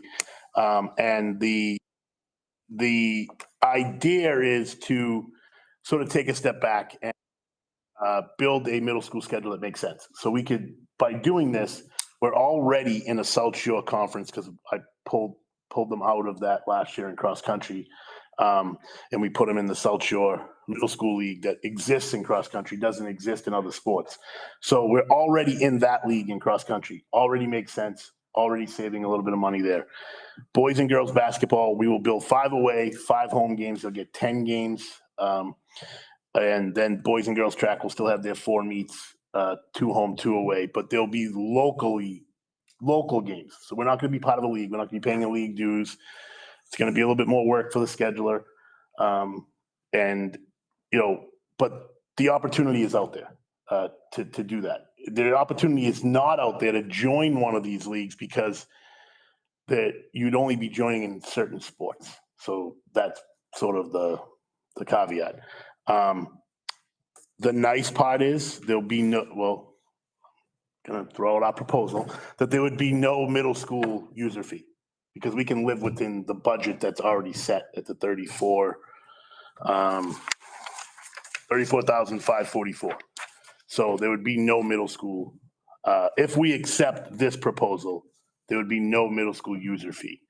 And you'd have 3 competitive sports and then the intramurals that I mentioned earlier. A little bit more work, site supervision, some other things that have to be set up at Chapman as far as after school and schedules and stuff like that, we would be bringing on a person to help with that at Chapman. And, you know, this piece, I think, is the right direction for Chapman, because we are still offering competitive sports, but we're also offering sports that can get more kids involved. We do offer some of this now, but not in a way that kids can access both. So I think this is a way to grow sports in town, but also to live within our means. So that's my Chapman. Can I just add one thing? Yeah. And I thank Rob and Jenny for working on this because when we first were looking at the budget, in our thought processes, we do not want to have fees at the middle school. So I appreciate the work that you've done because, you know, if you've been part of any of the budget meetings, we are trying to squeeze in every pocket of Weymouth right now. And, but the last thing we want to do is charge for middle school sports. So I think we've come up with a great proposal. Not only are we not charging fees, we're not having long bus rides. I mean, that is something we're seeing. I know Rob touched on it a little bit of like teams showing up, when we see teams from Brookline and Framingham showing up half an hour, 45 minutes late. They're like, we sat on 128. Anyone who does that drive knows that that is a challenge for a lot of the teams that we play. And the other piece is also that actually more kids are going to be involved in this model, which we're really excited about because Jenny and her team at Chapman have done a remarkable job helping all of our students feel like they belong to a community, that they stay after school, that there's adults that want them there, all of those things that are so important to our community. So I thank them for kind of putting this together without any fee charges at the middle school. So I love this, and I love that we created this forum here so we could have a more in-depth conversation outside of budget. So this is terrific. Not tonight, but I'd still love to see, so maybe you can send it. I'd still love to see a breakdown at Chapman, and maybe we can go off this proposal of transportation costs, referees, uniforms.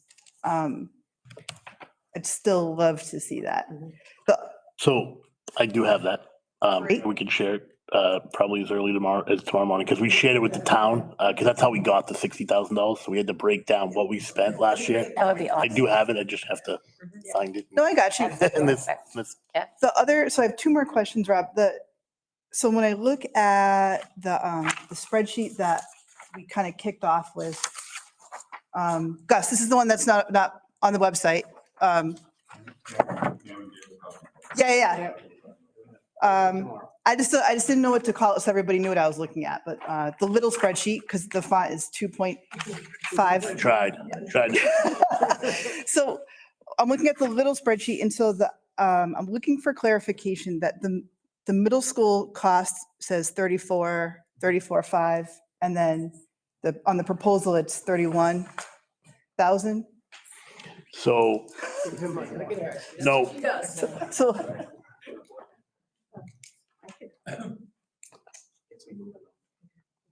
the 31, I'm sorry, So the 31 was just an estimate. No, the He's running through like the cost of officials and buses. but I can explain the little bit of an increase. yeah, It's, so we went back and forth about an athletic and intramural coordinator and where that stipend would live. So if it lives within athletics, it would be 34,155.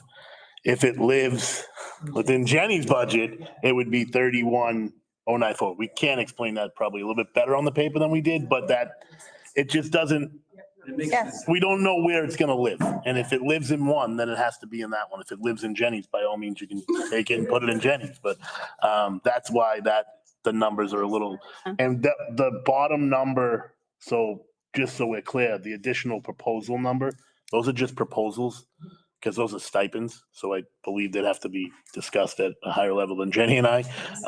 So that would be what we were thinking, like 1,500 a season. Maybe 2 seasons live in athletics and 1 season lives with Jenny, or 1 season lives in athletics and 2 seasons lives with Jenny. But that's why there's a little bit of a influx there. It's a great clarification. I think I agree. It should be, I think you have it in yours on this spreadsheet, Yeah, I tried to put it in Jenny's, but it keeps getting back to me. Kept kicking it out.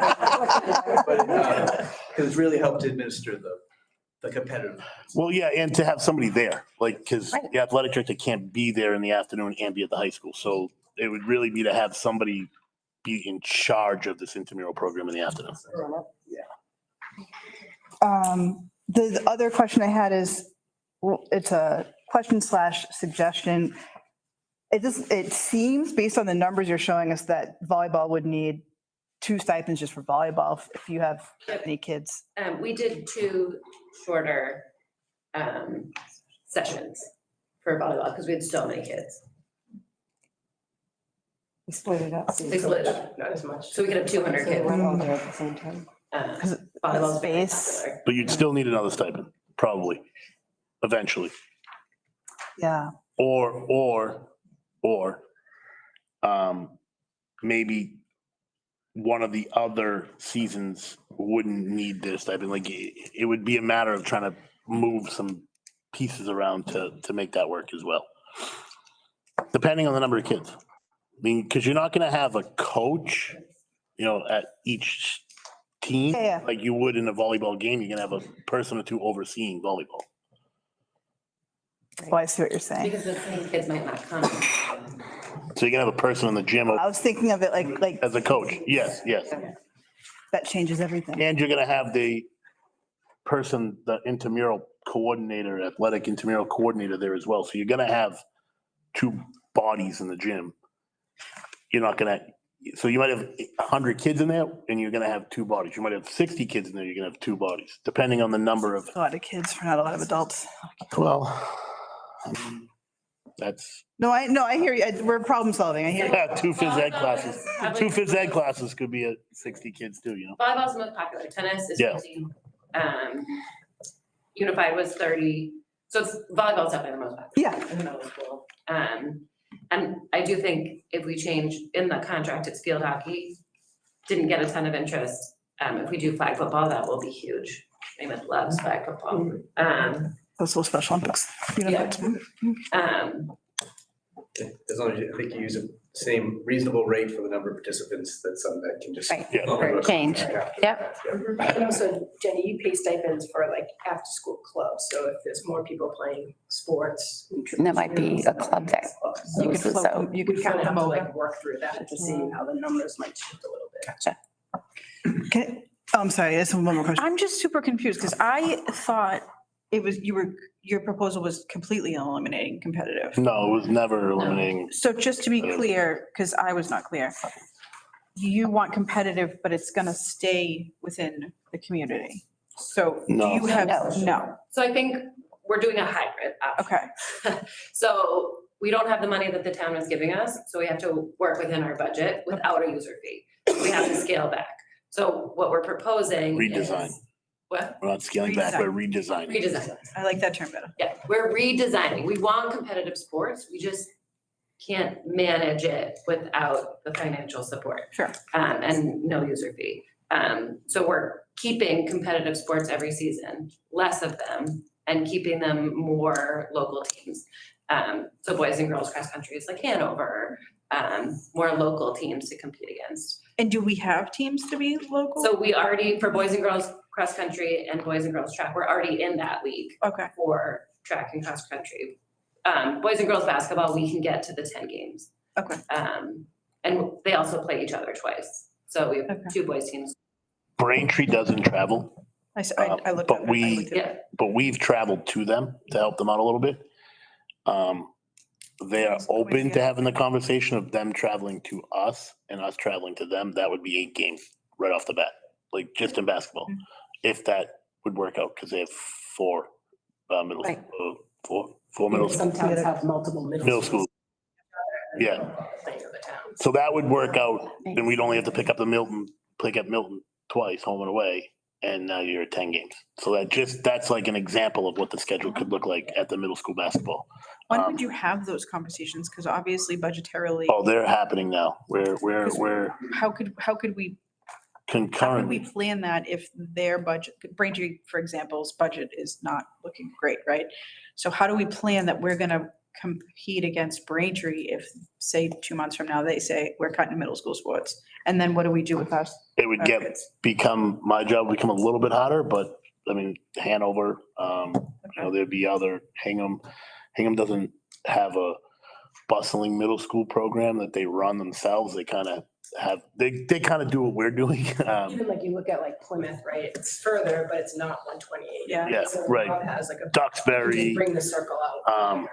Yeah, it's just a matter of There is options. building out a schedule, yes.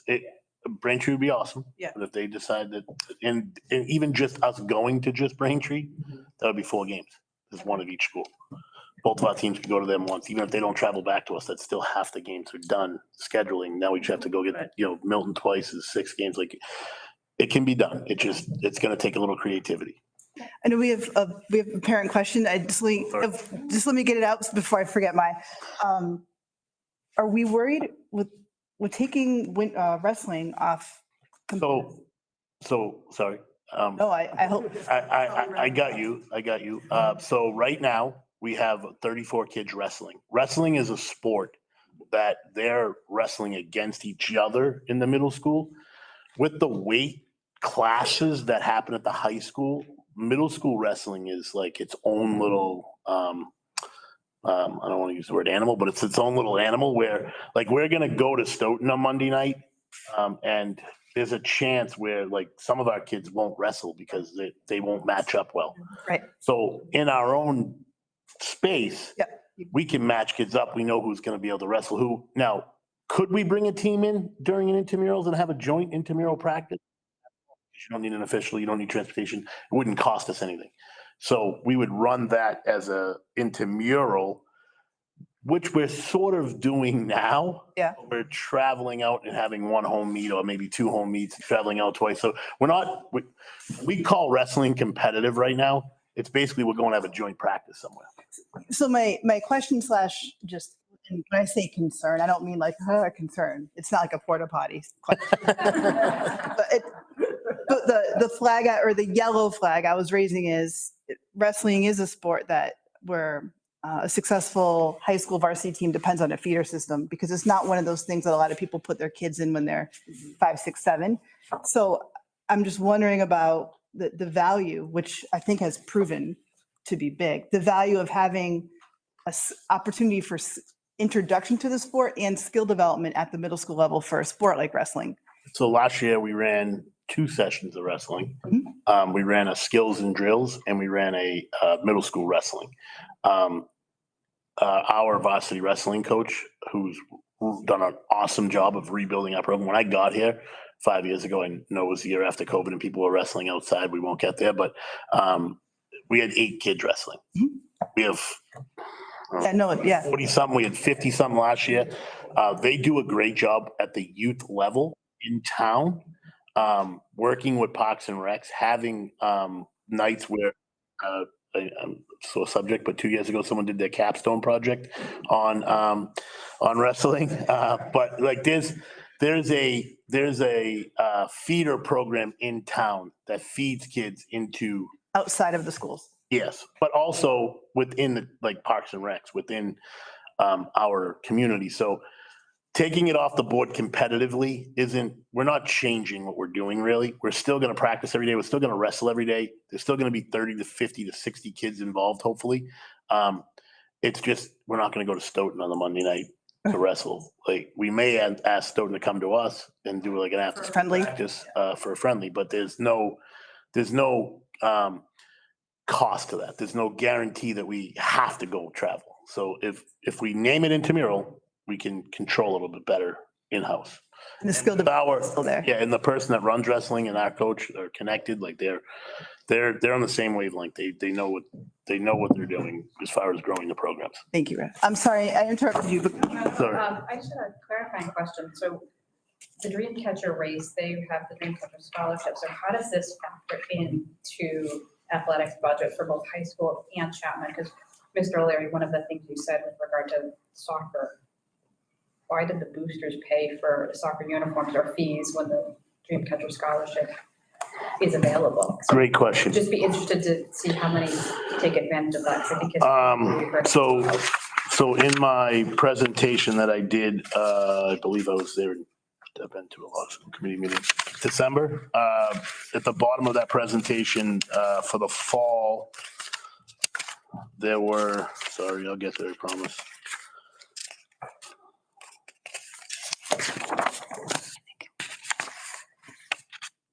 Well, he's finding it in that $230,000 number, that's factoring in. Up till now, right? Of course I can't find it. The students have to apply for it. There isn't a small paragraph explanation of why they're asking for it. So it is student driven. We do put it out in the Sunday message for the teachers to notify families that it's available. So it does, it does take some business on the other side. So. They have been, Sorry. it has been tremendous to have that scholarship to support our students because it is supporting a lot. So the winter, there were 52 student athletes that received that Dreamcatcher scholarship for $9,000. Of course, I can't find the fall, but I know we have that number because we put it at the bottom of one of these, but I can't find it on the paper in front of me. But I definitely, we have it. What happens is kids are kids and they don't, they miss the deadline. Or they think their parents are gonna pay it and then they can't. So in the instance, and I wanna be clear that in the instance of the fall, they didn't pay for uniforms. There was they paid $450 towards some of the outstanding user fees at the time. And that was,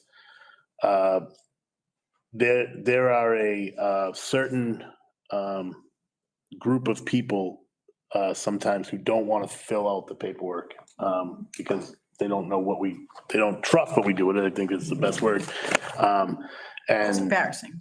yeah.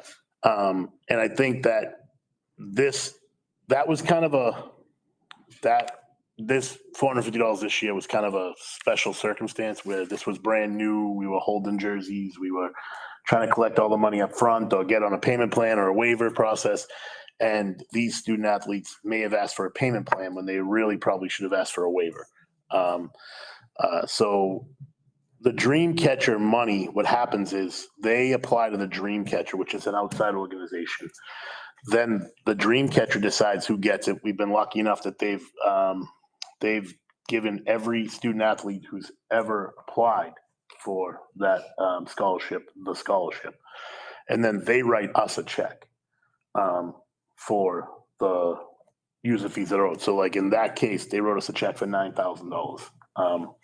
And that goes in as a user fee collected because if Rob O'Leary received the Dreamcatcher, the $9,000, 200 of that would go onto my account as paid. So that's captured in the number of the total collected for the total collected of user fees for the year. And we usually, I don't know why I can't find it. We usually on the presentation for the school committee, each time we go, at the bottom of what we collected, it says Dreamcatcher and Michaela Fund. We've only had a couple of Michaela. Michaela is also another organization that pays user fees. It's a little bit more in depth. They sometimes ask for bank statements and other things that they have their own organization, their own rules and their own audits that they have to follow. So we do have students that apply for it and we do get checks from them, but usually that number is not nearly as many as what does the Dreamcatcher, which is local. And both of those opportunities are on the website. Families can find it under the athletics tab on our school website. So the fall, we had 31 recipients for a total of $5,750. Wow. So $14,750. This school year. That's terrific. $14,000 has been. It's a great resource that we have. It is. So are we on to high school? Sorry. Can I ask one more Wait a question? Sorry, Rob. Sorry, for intramurals, is that gonna be like the clubs, they would sign up Yes. each Um, week or like? Yep, just in the morning beforehand. Okay, So it'd be like a rolling sign up? yes. So I just want to make sure, so in the proposal for 2026, it has unified basketball for fall, but it doesn't list unified for winter or spring. Will there be? Right now, we only do it in the fall. You're only doing fall? Yep. Okay. And the intramurals is a conversation. We have a lot of after-school opportunities. Yes, okay. And I, Just kind of really look at the list, make sure it aligns what's in our contract. Okay. We're prioritizing the areas where kids actually sign up because we do thankfully actually collect that data every day. So we can do that thoughtfully. and I also think, just to touch on that, that can ebb and flow. Like, it might be, we might put soccer down here, but it might turn out to be unified track. It might turn out to be, golf. It might turn out to be something that the kids want more than Jenny and I sitting here trying to. Pickleball. Yeah, we try. We went through a lot of sports, so. We have a pickleball court. Where are we on the agenda? I mean, Chapman. we're even supposed to be talking about. Proposed athletic. Proposal for next year. We're at Chapman. Yeah, we're almost at the high school. Okay, Those are the schools. so can we just, we'll do Chapman questions? Oh, sorry, I Brian. was gonna say, I guess, transition to high school. Sounds like in your proposal that you're not looking to increase the budget for middle school fees, nor are you looking to add a user fee for middle school sports. Correct. So that 56,000 is now part of the high school budget conversation. Well, but that includes the $34,000 for middle school. That was my question. So that 56 includes this proposal. Correct. That's correct. So the shortfall is So really, it's the shortfall doesn't change. it doesn't change. It's still Okay. a shortfall, but. there's That was no- Matt Jetty's It's shortfall. not taking anything. No proposal to increase, there's no proposal to create a middle school, implement a middle school sport. So I'm hearing. User fee. User fee. User fee. Yeah, user fees, thank you. Probably on that.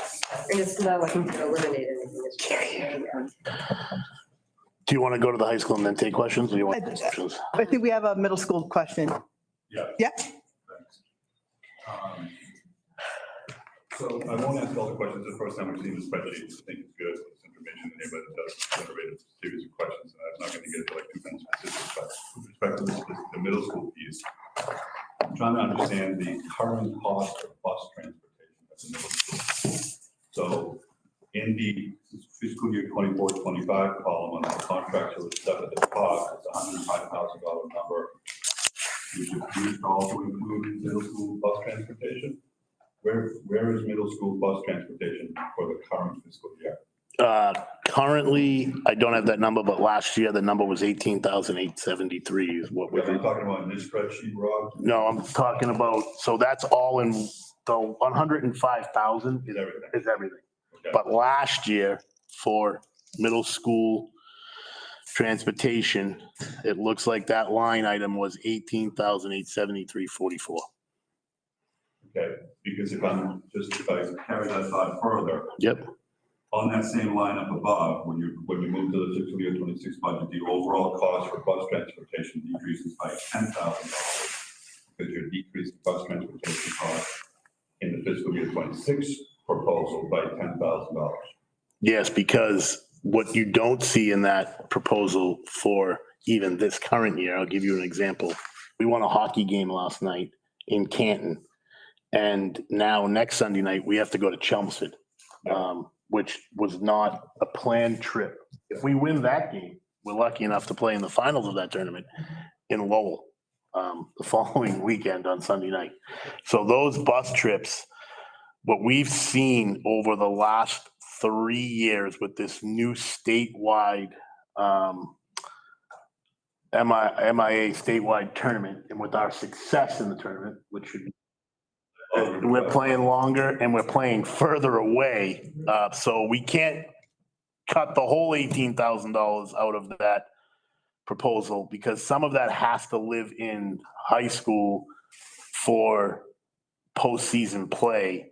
and even in-season tournaments that are becoming a new thing because of this statewide tournament. They're trying to get teams to play each other further away. Like we're playing Chelmsford Sunday night. That's a game that we wouldn't have played 3 years ago because we wouldn't have to see them until, sorry. So I'm just focusing on the middle school. Yeah. So you're explaining increased transportation costs at the high school level.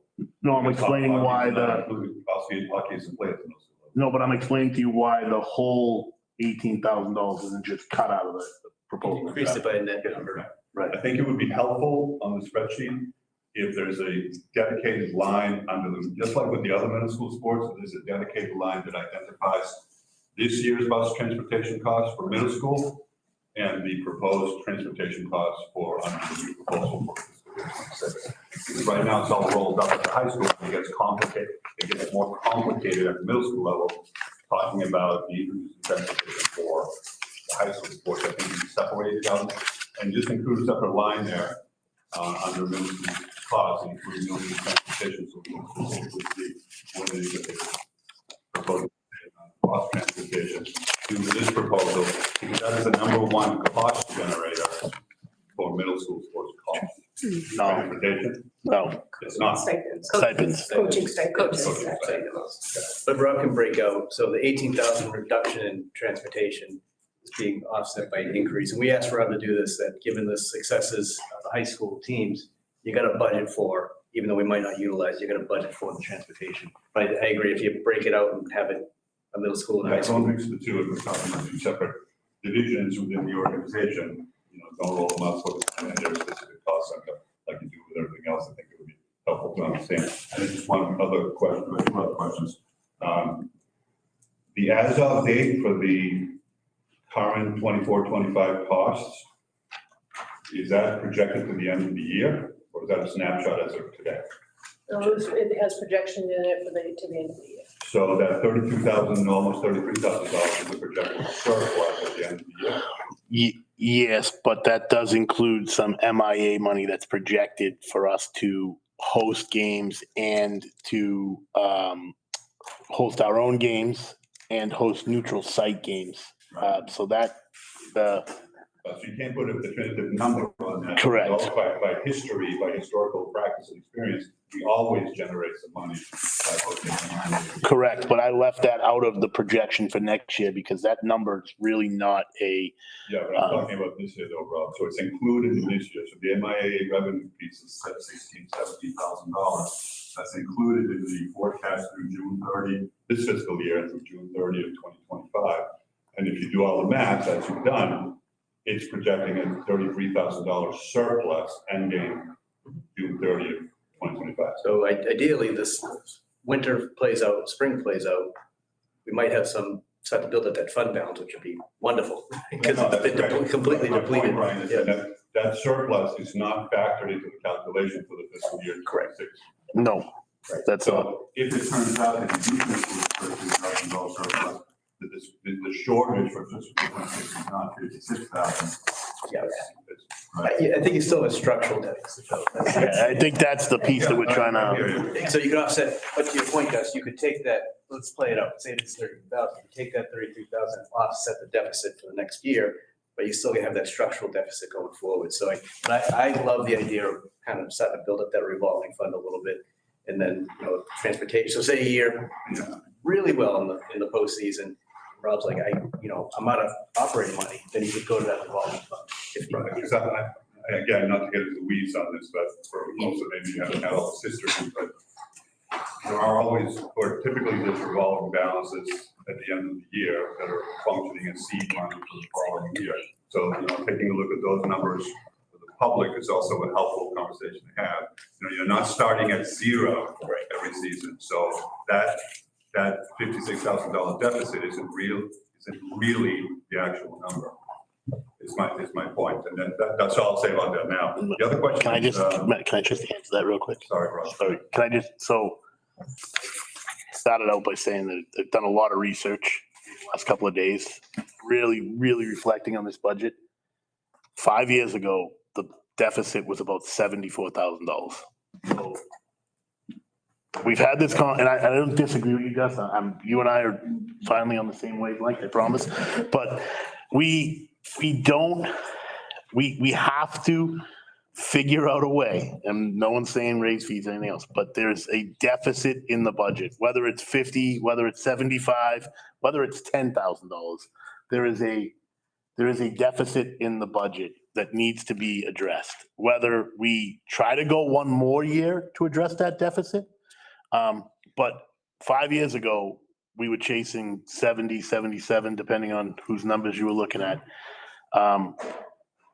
Brian has generously picked up some of the transportation through COVID. So those next 2 years, we're better than the 70, but I'm sure we weren't at zero. And now we're back to looking at this number. And if everything goes perfect, we could end the year with $32,000. And then next year, you'd still have a $56,000 deficit. If you got 20 MIA games, that number could be $30,000 deficit. But there's a lot of ifs in that. I think it's time that we address what the deficit is, and I think we've done that by doing what has been asked of us of what's it cost to run athletics? It costs $1.1 million, maybe give or take 20,000. And what do we bring in? And that's where the deficit is. It costs us 1.1 million. We're bringing in, $1,050,000, $1,070,000, whatever it might be. So I hear what you're saying, but I think that 5 years is a long time to be looking at a deficit that we've been chasing. And I would suspect that if I went back 3 or 4 years prior to that, there's probably a small deficit that we've been chasing in athletics every year. So there is a structural deficit in the budget. How we address that, I think, is what the questions could become. Go ahead, sorry, guys. For sure. I got involved a dozen years ago. That's when I started getting involved, first with athletics funding and then evolved into school funding in general. Back then, there was a $250,000 deficit because coaches' stipends were being paid exclusively through student fees, and there was no guaranteed part of the budget from the appropriation that was being used to pay coaches' salaries for coaches. And so the fight back then was to make that happen. And so my suggestion here, again, it's not to get into too much of a debate, but it's the fact that these shortage numbers are significantly smaller than they were then. And and my suggestion is that they will be manageable once the real number gets put on paper. The cost is always easier to come up with. You have all of the expense numbers. It's really the revenue side that's a little more, that fluctuates a bit more. But my suggestion is that the numbers are significantly smaller than they've been before. The differences need to be made up of the appropriation and not through what we'll talk about later, any kind of an increase in Weymouth High School athletic fees. We will never agree. I will never support, and I'll be very vocal about any kind of suggestions that are going to increase the cost for families to have their students play sports at the high school. It should be free overall. You've all heard me say that over the years, and if we go that route, you can continue to say it again. And just one final question. Unified sports, are those free or is there a fee associated with unified sports? $50. $50 to play unified sports, that should be zero. So if I just could, the 75,000 that you guys were both speaking about, I agree, that was, I think, 3 years ago. So I started, I think the expense budget for athletics, the operating budget outside of people was $5,000. So we added, I think, a year later, and then 2 years ago, we added the 75,000 to make it whole instead of increasing the fees, which now you see the 100. So we went from, in 5 years, from $5,000 to $115,000 in the operating budget. So I think the investment's there. I hear you, I hear everyone on the fees piece, and you don't want to increase fees, but you do have to factor in the cost to run. So I think over time, so one of the exercises when I asked Rob to do is just comparing to other Bay State, just fees. I've recently, Superintendent, I saw one from the Patriot League of athletic fees. We're the low end compared to many towns. So, but the question becomes then, do you just adjust for increases that you've seen over time? But that's something that we'll talk about when we bring And it back in March. I think I shared that with you. The whole District 7 is on one spreadsheet. I read it, of course, I don't have it with me tonight, but I read it at the last, the budget subcommittee meeting. So if I may, so several years ago, historically, student fees at the high school for athletics normally would generate about $250,000, $250,000. That number's been going down. Correct. So, but if I heard correctly earlier, scholarship contributions, other kind of payments on behalf of students are still counted in that overall revenue, then that means that there's decreased student participation. Okay, so that's the calculation. Yeah, decrease in students paying. No, well, it's, sorry. How much is going uncollected? Yeah. Right, that's always going to Yeah, go. uncollected, yeah. Right, I'm curious about what that number is at the high school level. There's a variety of other factors that I think need to be taken a look at before you just knee-jerkly say, we need to increase fees because there's a whole structural deficit. Yeah. Can I speak to that? Sorry, I didn't mean to say no out loud, sorry. But the number that we're talking is you went from a population of a town that had 5 years ago, we were at 22% or 23% free and reduced lunch. And today we're at 40% free and reduced lunch. So 40% of our population is on free reduced lunch. If you're on free reduced lunch, you get a reduced user fee. Right. So uncollected today, meaning fall and winter, is under $6,000, and that is payment plans, that is family cap, and that is students who maybe were injured and we just haven't reconciled when they got injured. If they got injured in basketball season, that they will wait and see if they play a spring sport, push that to the spring, the money that, maybe they pay or don't pay depending on if they were injured. So, And also, Rob, if I could just add, before you were here, our enrollment at the high school has been at a height of 2180 at one point, right, was probably the highest it is, but our enrollment now is probably 1650. So our overall student body is smaller as well. Thank you. I know that. I'm familiar with that. So I guess, Melanie, I'm wondering the percentage of that student body population that used to participate in sports compared to what it is now. Seems like it's been trending down. Am I wrong? I mean, I'm always open to correction. Yeah. I could do a little research and try to find that number. There are things that need to be looked at and discussed. And specifically, if student participation is declining, is it because fees are a barrier to some families because they're not aware of scholarships, they're not aware of the waiver process, they're not aware of the free and reduced lunch eligibility? If participation is declining, what are the reasons for that? It's possible, Would yeah. have fees be a reason for any student of any family not to participate in high school sports? It could also be like, I think Robin mentioned, the 3-sport athlete. We don't see as much anymore, right? And I think the outside competitive world has completely changed high school sports. So we see a lot more athletes kind of focusing on one sport, and then they have their outside club sport. So I think there's a little bit of both too, Gus. But I think the high school team, as well as the town, I think is trying to do a really good job at making sure all of the kids who want to play sports are playing sports. But at the same time, we're doing our very best to have people paying for their sports, right? And whether that's through payment plans or through scholarships, we're doing our best to do that. This is a great conversation. Thanks for allowing the engagement. It's obviously good back and forth. It's great information for everybody. Thank you. Yeah. So, go ahead. Yeah, mine's more of a comment. I would say, if we are going to consider increasing, well, whether we consider increasing it or not, honestly, Diane and I are the chairs for boosters for boys hockey.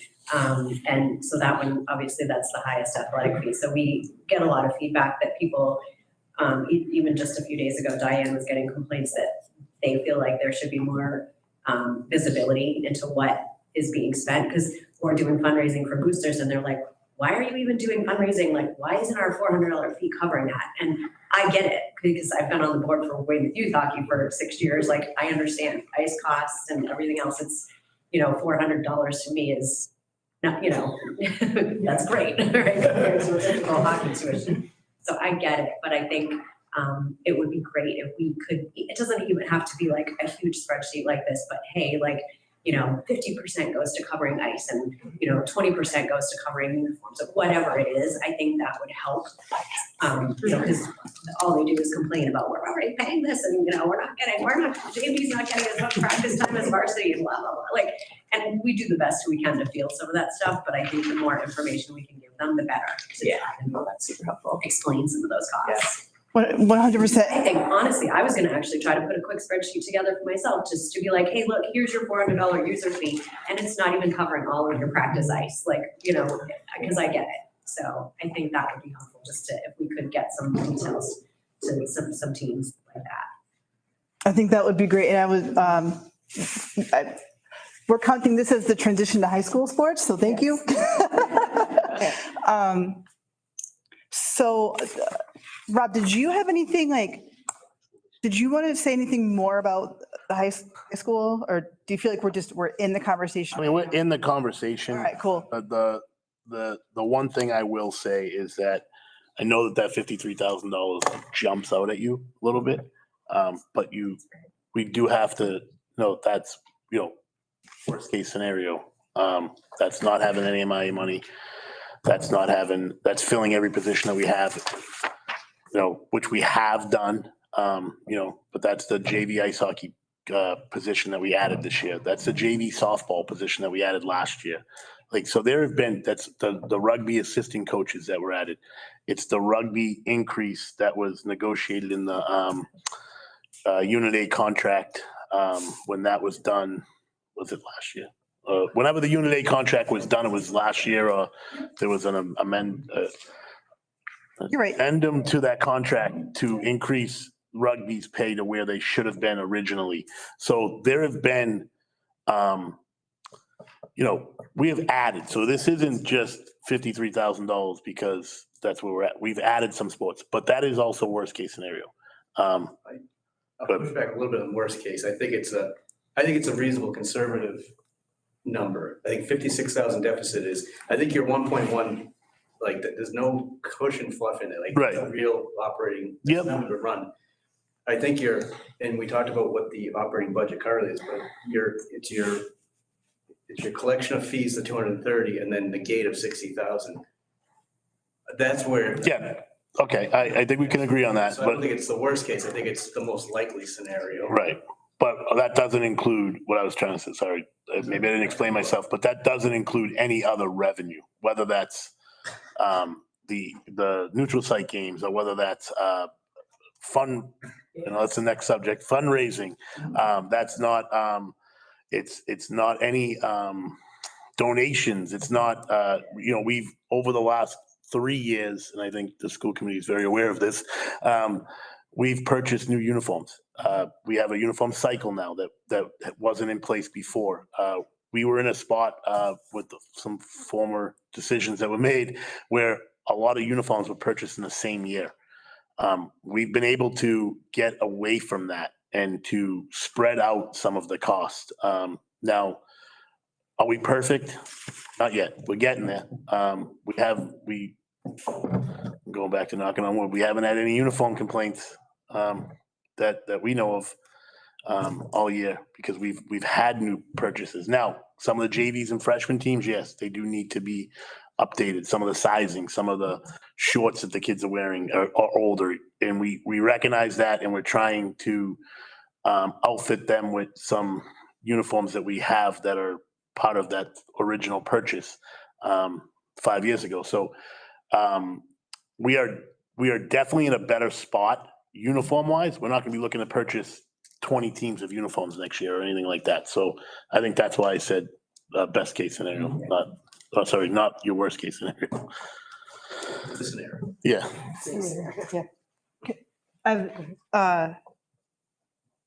So I have 3 things, and they're not connected at all, but just so it doesn't get awkward with me always talking, I'll just say all 3 things. So thank you for talking about hockey. I have a question, because hockey is a really good example where we have varsity teams and JV teams. Everybody pays the same user fees. it feels like sometimes the JV teams aren't getting as much competition or practice time. I would disagree with that. No, Yeah, I would say that they get probably more JV ice than any program around. relative to our varsity players, because everybody's paying the same fee, right? I'd have to really look at a calendar, but if it's minimal, if it's a big difference, We can answer that. Last year, it was actually almost the same, I think. This year, with the addition of the girls JV team, they did take away one of the boys JV practices. And because of they have to schedule their games a lot on Friday afternoons because they couldn't get into the league. Yeah. So I understand everything, but we've gotten kind of pushed out of our practices. So this year, it has been a little bit of, inequity with the practices, but last year, I would agree with you, it was pretty. Yeah, and I think moving forward, I think there's a way to do the JV girls schedule happen really late, late. I think The plan is to get them in that league next year so that they'll be in the same league as the boys. They will even off that ice a little bit. So that's why I said I have to look at a calendar, because I do think there's been a couple of Fridays that were taken, maybe a couple of mornings here or there, but the plan, I know everybody has a plan, but the plan was for the Fridays that were taken, then they would take the ice in the morning or the evening ice that the girls had the day before. So if that's not happening, we'd have to address that. Yeah, that's not happening. And I think just to go back to the equity question too, so I would argue the league that the JV boys are playing in the BOD league. So they're getting 2 26-minute periods run time. So based on that, they're not getting a full 3-period game. So I would say the ice time based on the league that they're in is not equitable from a true stop period game.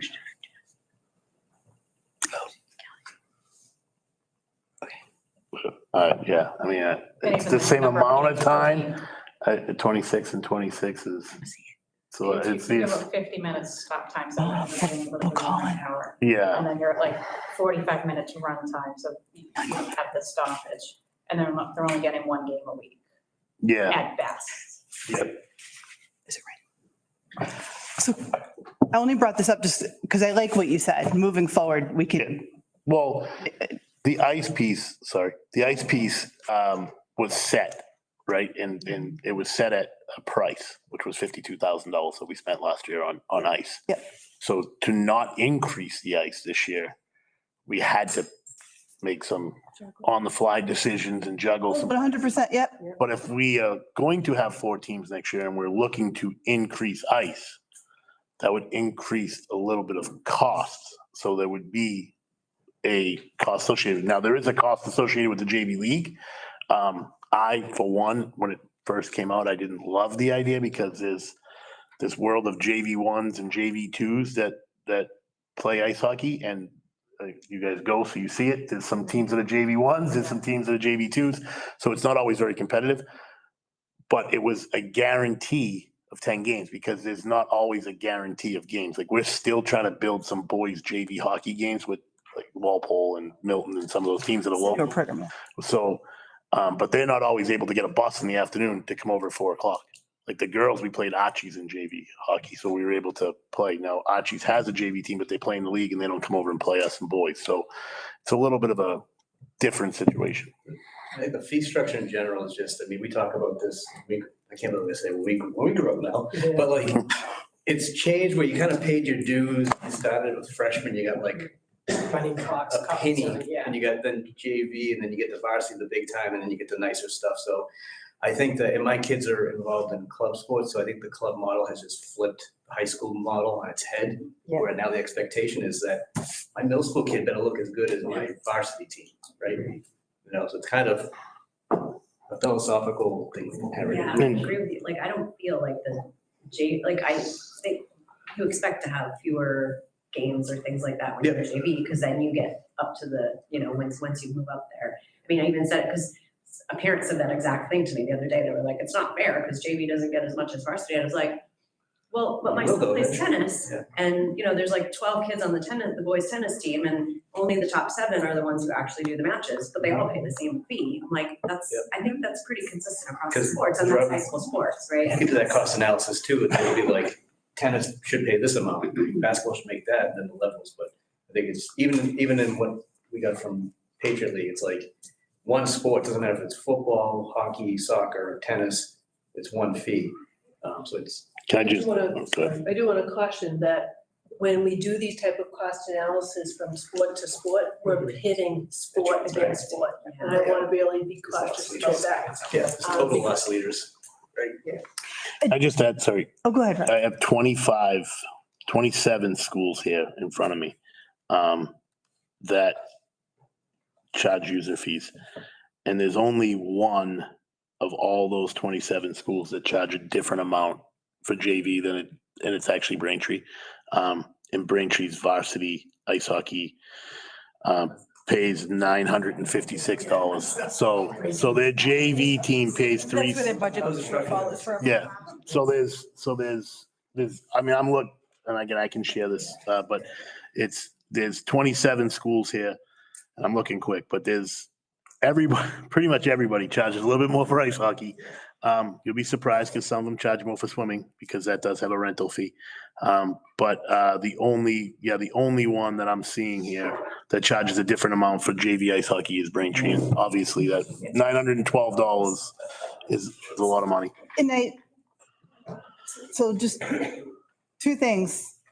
So one to Karen, I hear your point about pitting. We never want to, but I do think there's a way we can have these discussions with some more detailed information where the conversation doesn't even go close to tennis versus hockey or. Yeah, I just want to. Oh, but it's yes, because inevitably in an unconstrained environment, that's actually where it could, that's where the discussion could go. Unconstrained, if we're not careful, that's where the conversation can go. So I do appreciate you saying that. And with the JV versus varsity thing, the reason I brought it up is I just think it's good to be mindful of moving forward. And I do think, so my suggestion was not to change user fees from JV to varsity, but I do think it's good for all of us to keep in mind in terms of equity and scheduling and other resources that are allocated. Just from a different perspective, because I'm also an official in the MIA, where the MIA sets a certain time limit for JV and varsity, and you can play up to that, but the coaches actually decide how much you play. So us as officials go to each coach, say for JV, and some, like with field hockey, I'm field hockey rep, and we used to be lacrosse, some play 20 minutes because either their girls are deconditioned or their players are either deconditioned beginning of the season, something along those lines that they actually agree on what time to play up to, say, 30 minutes. So it's not so much an equity that's decided by teams, it's more the coach and they decide what's best for the team together, so. That's important for people to hear too. Yeah, it is because nobody makes a decision but the coaches. And so the players do all know that going into that game. And I'm glad she brought up officials because in that number is also an increase to pay our wonderful officials. Thank you so much. 7% Yes. across the board. Yes, that comes next year. For next year's budget. So That's the MIA rate. that's the MIA sets the rate and it actually says it on the spreadsheet. I know you probably can't see it without a magnifying glass, but it does say it on the spreadsheet that 7% increase in all sports next year across the board. So that is encumbered in that 56,000. Yes. Yeah. So that was my first. I have two more. So now change the brain lane here. I'm at the little spreadsheet. Is the math this easy as what I wrote down? So Rob and Brian, if we take the 56, the deficit number, so the 56,000. Yep. And then for the sake of tonight, I don't want to start any arguments, but for the sake of tonight, we subtract 4,500 for the proposed coordinator position. Because you had incorporated that in the middle school line in the little sheet. Yep. Okay. Got to live somewhere though. So now I'm doing 56,000 minus 4,500, which gets me to around $51,600. And then can I hypothetically subtract the almost 33,000 that we may be able to end on? I think that's a risky math. I would love to do that. I think that would be In the cart before the horse. Yeah, I don't think that you, So that revolving. fund that's not a move that I would make. Oh, Several years. I'm sorry. And now I just understood what you're saying. Great. So we're not going to do that. I mean, we're not gonna do that tonight. You can do it July 1. We're not gonna do that. All right, Ryan's not You're gonna. saying you're not going to build a budget on a risk. No, right, around that, yes. I completely understand. So I'm sorry, I didn't, now I get it. So this is catching up to the conversation. I think the first column is how Rob got to the proposed number. Again, I'm comfortable with that 56,000, that is the math problem. You're comfortable with the deficit. I like the news, but the news is real. All right. But the 33,000, there's been deficits in revolving the last few years that we've figured out. And a lot of it's been for that town. Because if you think about it, the town has been 60,000 a year this year in the last 2 years. But what I'm hearing is middle school athletics doesn't cost that fully. So I think that's kind of supplement the bottom line. I just, from a budgeting standpoint, I would not, I'm hopeful that that's a number at the end of the year, but I think it'll just maybe make the revolving fund. And we do report out quarterly, so maybe we'll bring more attention when we do the next revolving fund. I think middle school sports, as it has been the last 3 years, has been $60,000. Our proposal is redesigning that for less middle school competitive sports to get us to the 34,000, which is part of the deficit. Part of the deficit that we're digging out from is not having that $60,000. Yes, yep. Right. So part of the planning is reducing by half. Okay. I'm sorry. Well, that number would be another $30,000. Correct. If we were running middle school sports the way that we've run it for the last 3 years, that number wouldn't be 53,250. It would be 60. It would be 83,250 because you'd be adding another 30,000. 30 plus 60. Maybe give or take 80,000. Say. Yeah. Okay. I want, okay. So the 53,250 is real. And then the bottom of that page, I know Gus is sitting behind me. If he throws something, just let me know. So the bottom of that is a way to get to sorry, the number is 56,000. The bottom of that page, to get to that 56,000, there is a option of increasing fees, which would be increasing the fees that are already higher, which are boys and girls ice hockey and everything else, $25. I don't love that, but that is reality. And then also not filling the strength and conditioning coach for the fall, winter, spring, and so we have three in the summer for a total of $10,000. We would have one for a total of $5,000. So we would still run the dungeon program in the summer, but we would go with the coaching option in the fall, winter, and spring. Again, that's just an option on the table that would get you to the 53. Go ahead, Brian. Excellent. No, good. I hope you're stepping in to say, I thought you were gonna step in and say you're gonna pay it. Here's my recommendation. So we've been talking about building a level service budget in total. So we would add to the operating request the 56,000 specific to athletics. We're going to come back at some point in the future and look at fees in general, whether it's bus fees, building rental fees, athletic fees. And that'll give Rob more time to get more detail, like on the lines. But I think for purposes of progressing the budget, I think that we build in the 56,000 into the operating ask. And we know that if cuts come, that's something that we have to look at and the potential of increasing fees. That's a later conversation. Brian, to be clear, doing it that way does not require an increase in fees. You're adding the quote unquote 56,000, you're gonna build that into the operating budget ask for fiscal year 26. That means there's no requirement to increase fees. If there is a requirement to do the new middle school model, that's factored, the savings are already factored into that. And as you said, depending upon what the appropriation looks like when it comes over to the town and everything else, you can go and revisit it. I think that's a reasonable thing to do, to not again freeze them for now. And Rebecca, if I just may say, for those of you that don't know me, my kids have already been through the program. I had student athletes, a all scholastics that went through and had great experiences as student athletes at Weymouth High School. So my kids are all grown. The expression of my feelings around fees and pay to play is simply my own personal passion and philosophical belief that I don't think that should be the model. So I'm not speaking because it impacts my kids directly. My kids are all grown and been through the programs. And so whether it ultimately winds up happening or not, it's really up to members of the community and parents that are already in the Weymouth High School athletic world to voice yea or nay on that. Is there somebody on the, on? There was a question. It'd be great if parents were given what is paid for by the school system and what boosters are appropriately allowed to cover. I think we need to have a booster, Yeah. like an agenda topic. Yeah.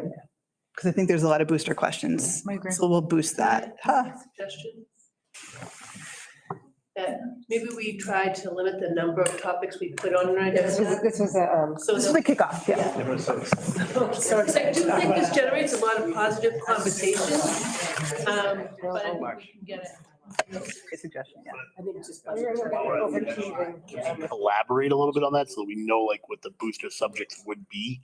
Like, because I know like they're gonna want to know like tax ID numbers, the 501(c)(3)s, like things that like we could add to the agenda so they could see it. For sure. They would come. So like we could collaborate with you to give you. Yeah, so we could- You're gonna make the agenda, but we could give you the bullets of what that looks like. All right, thank you. We're ready to wrap up, right? Yes. Any other comments from Zoom?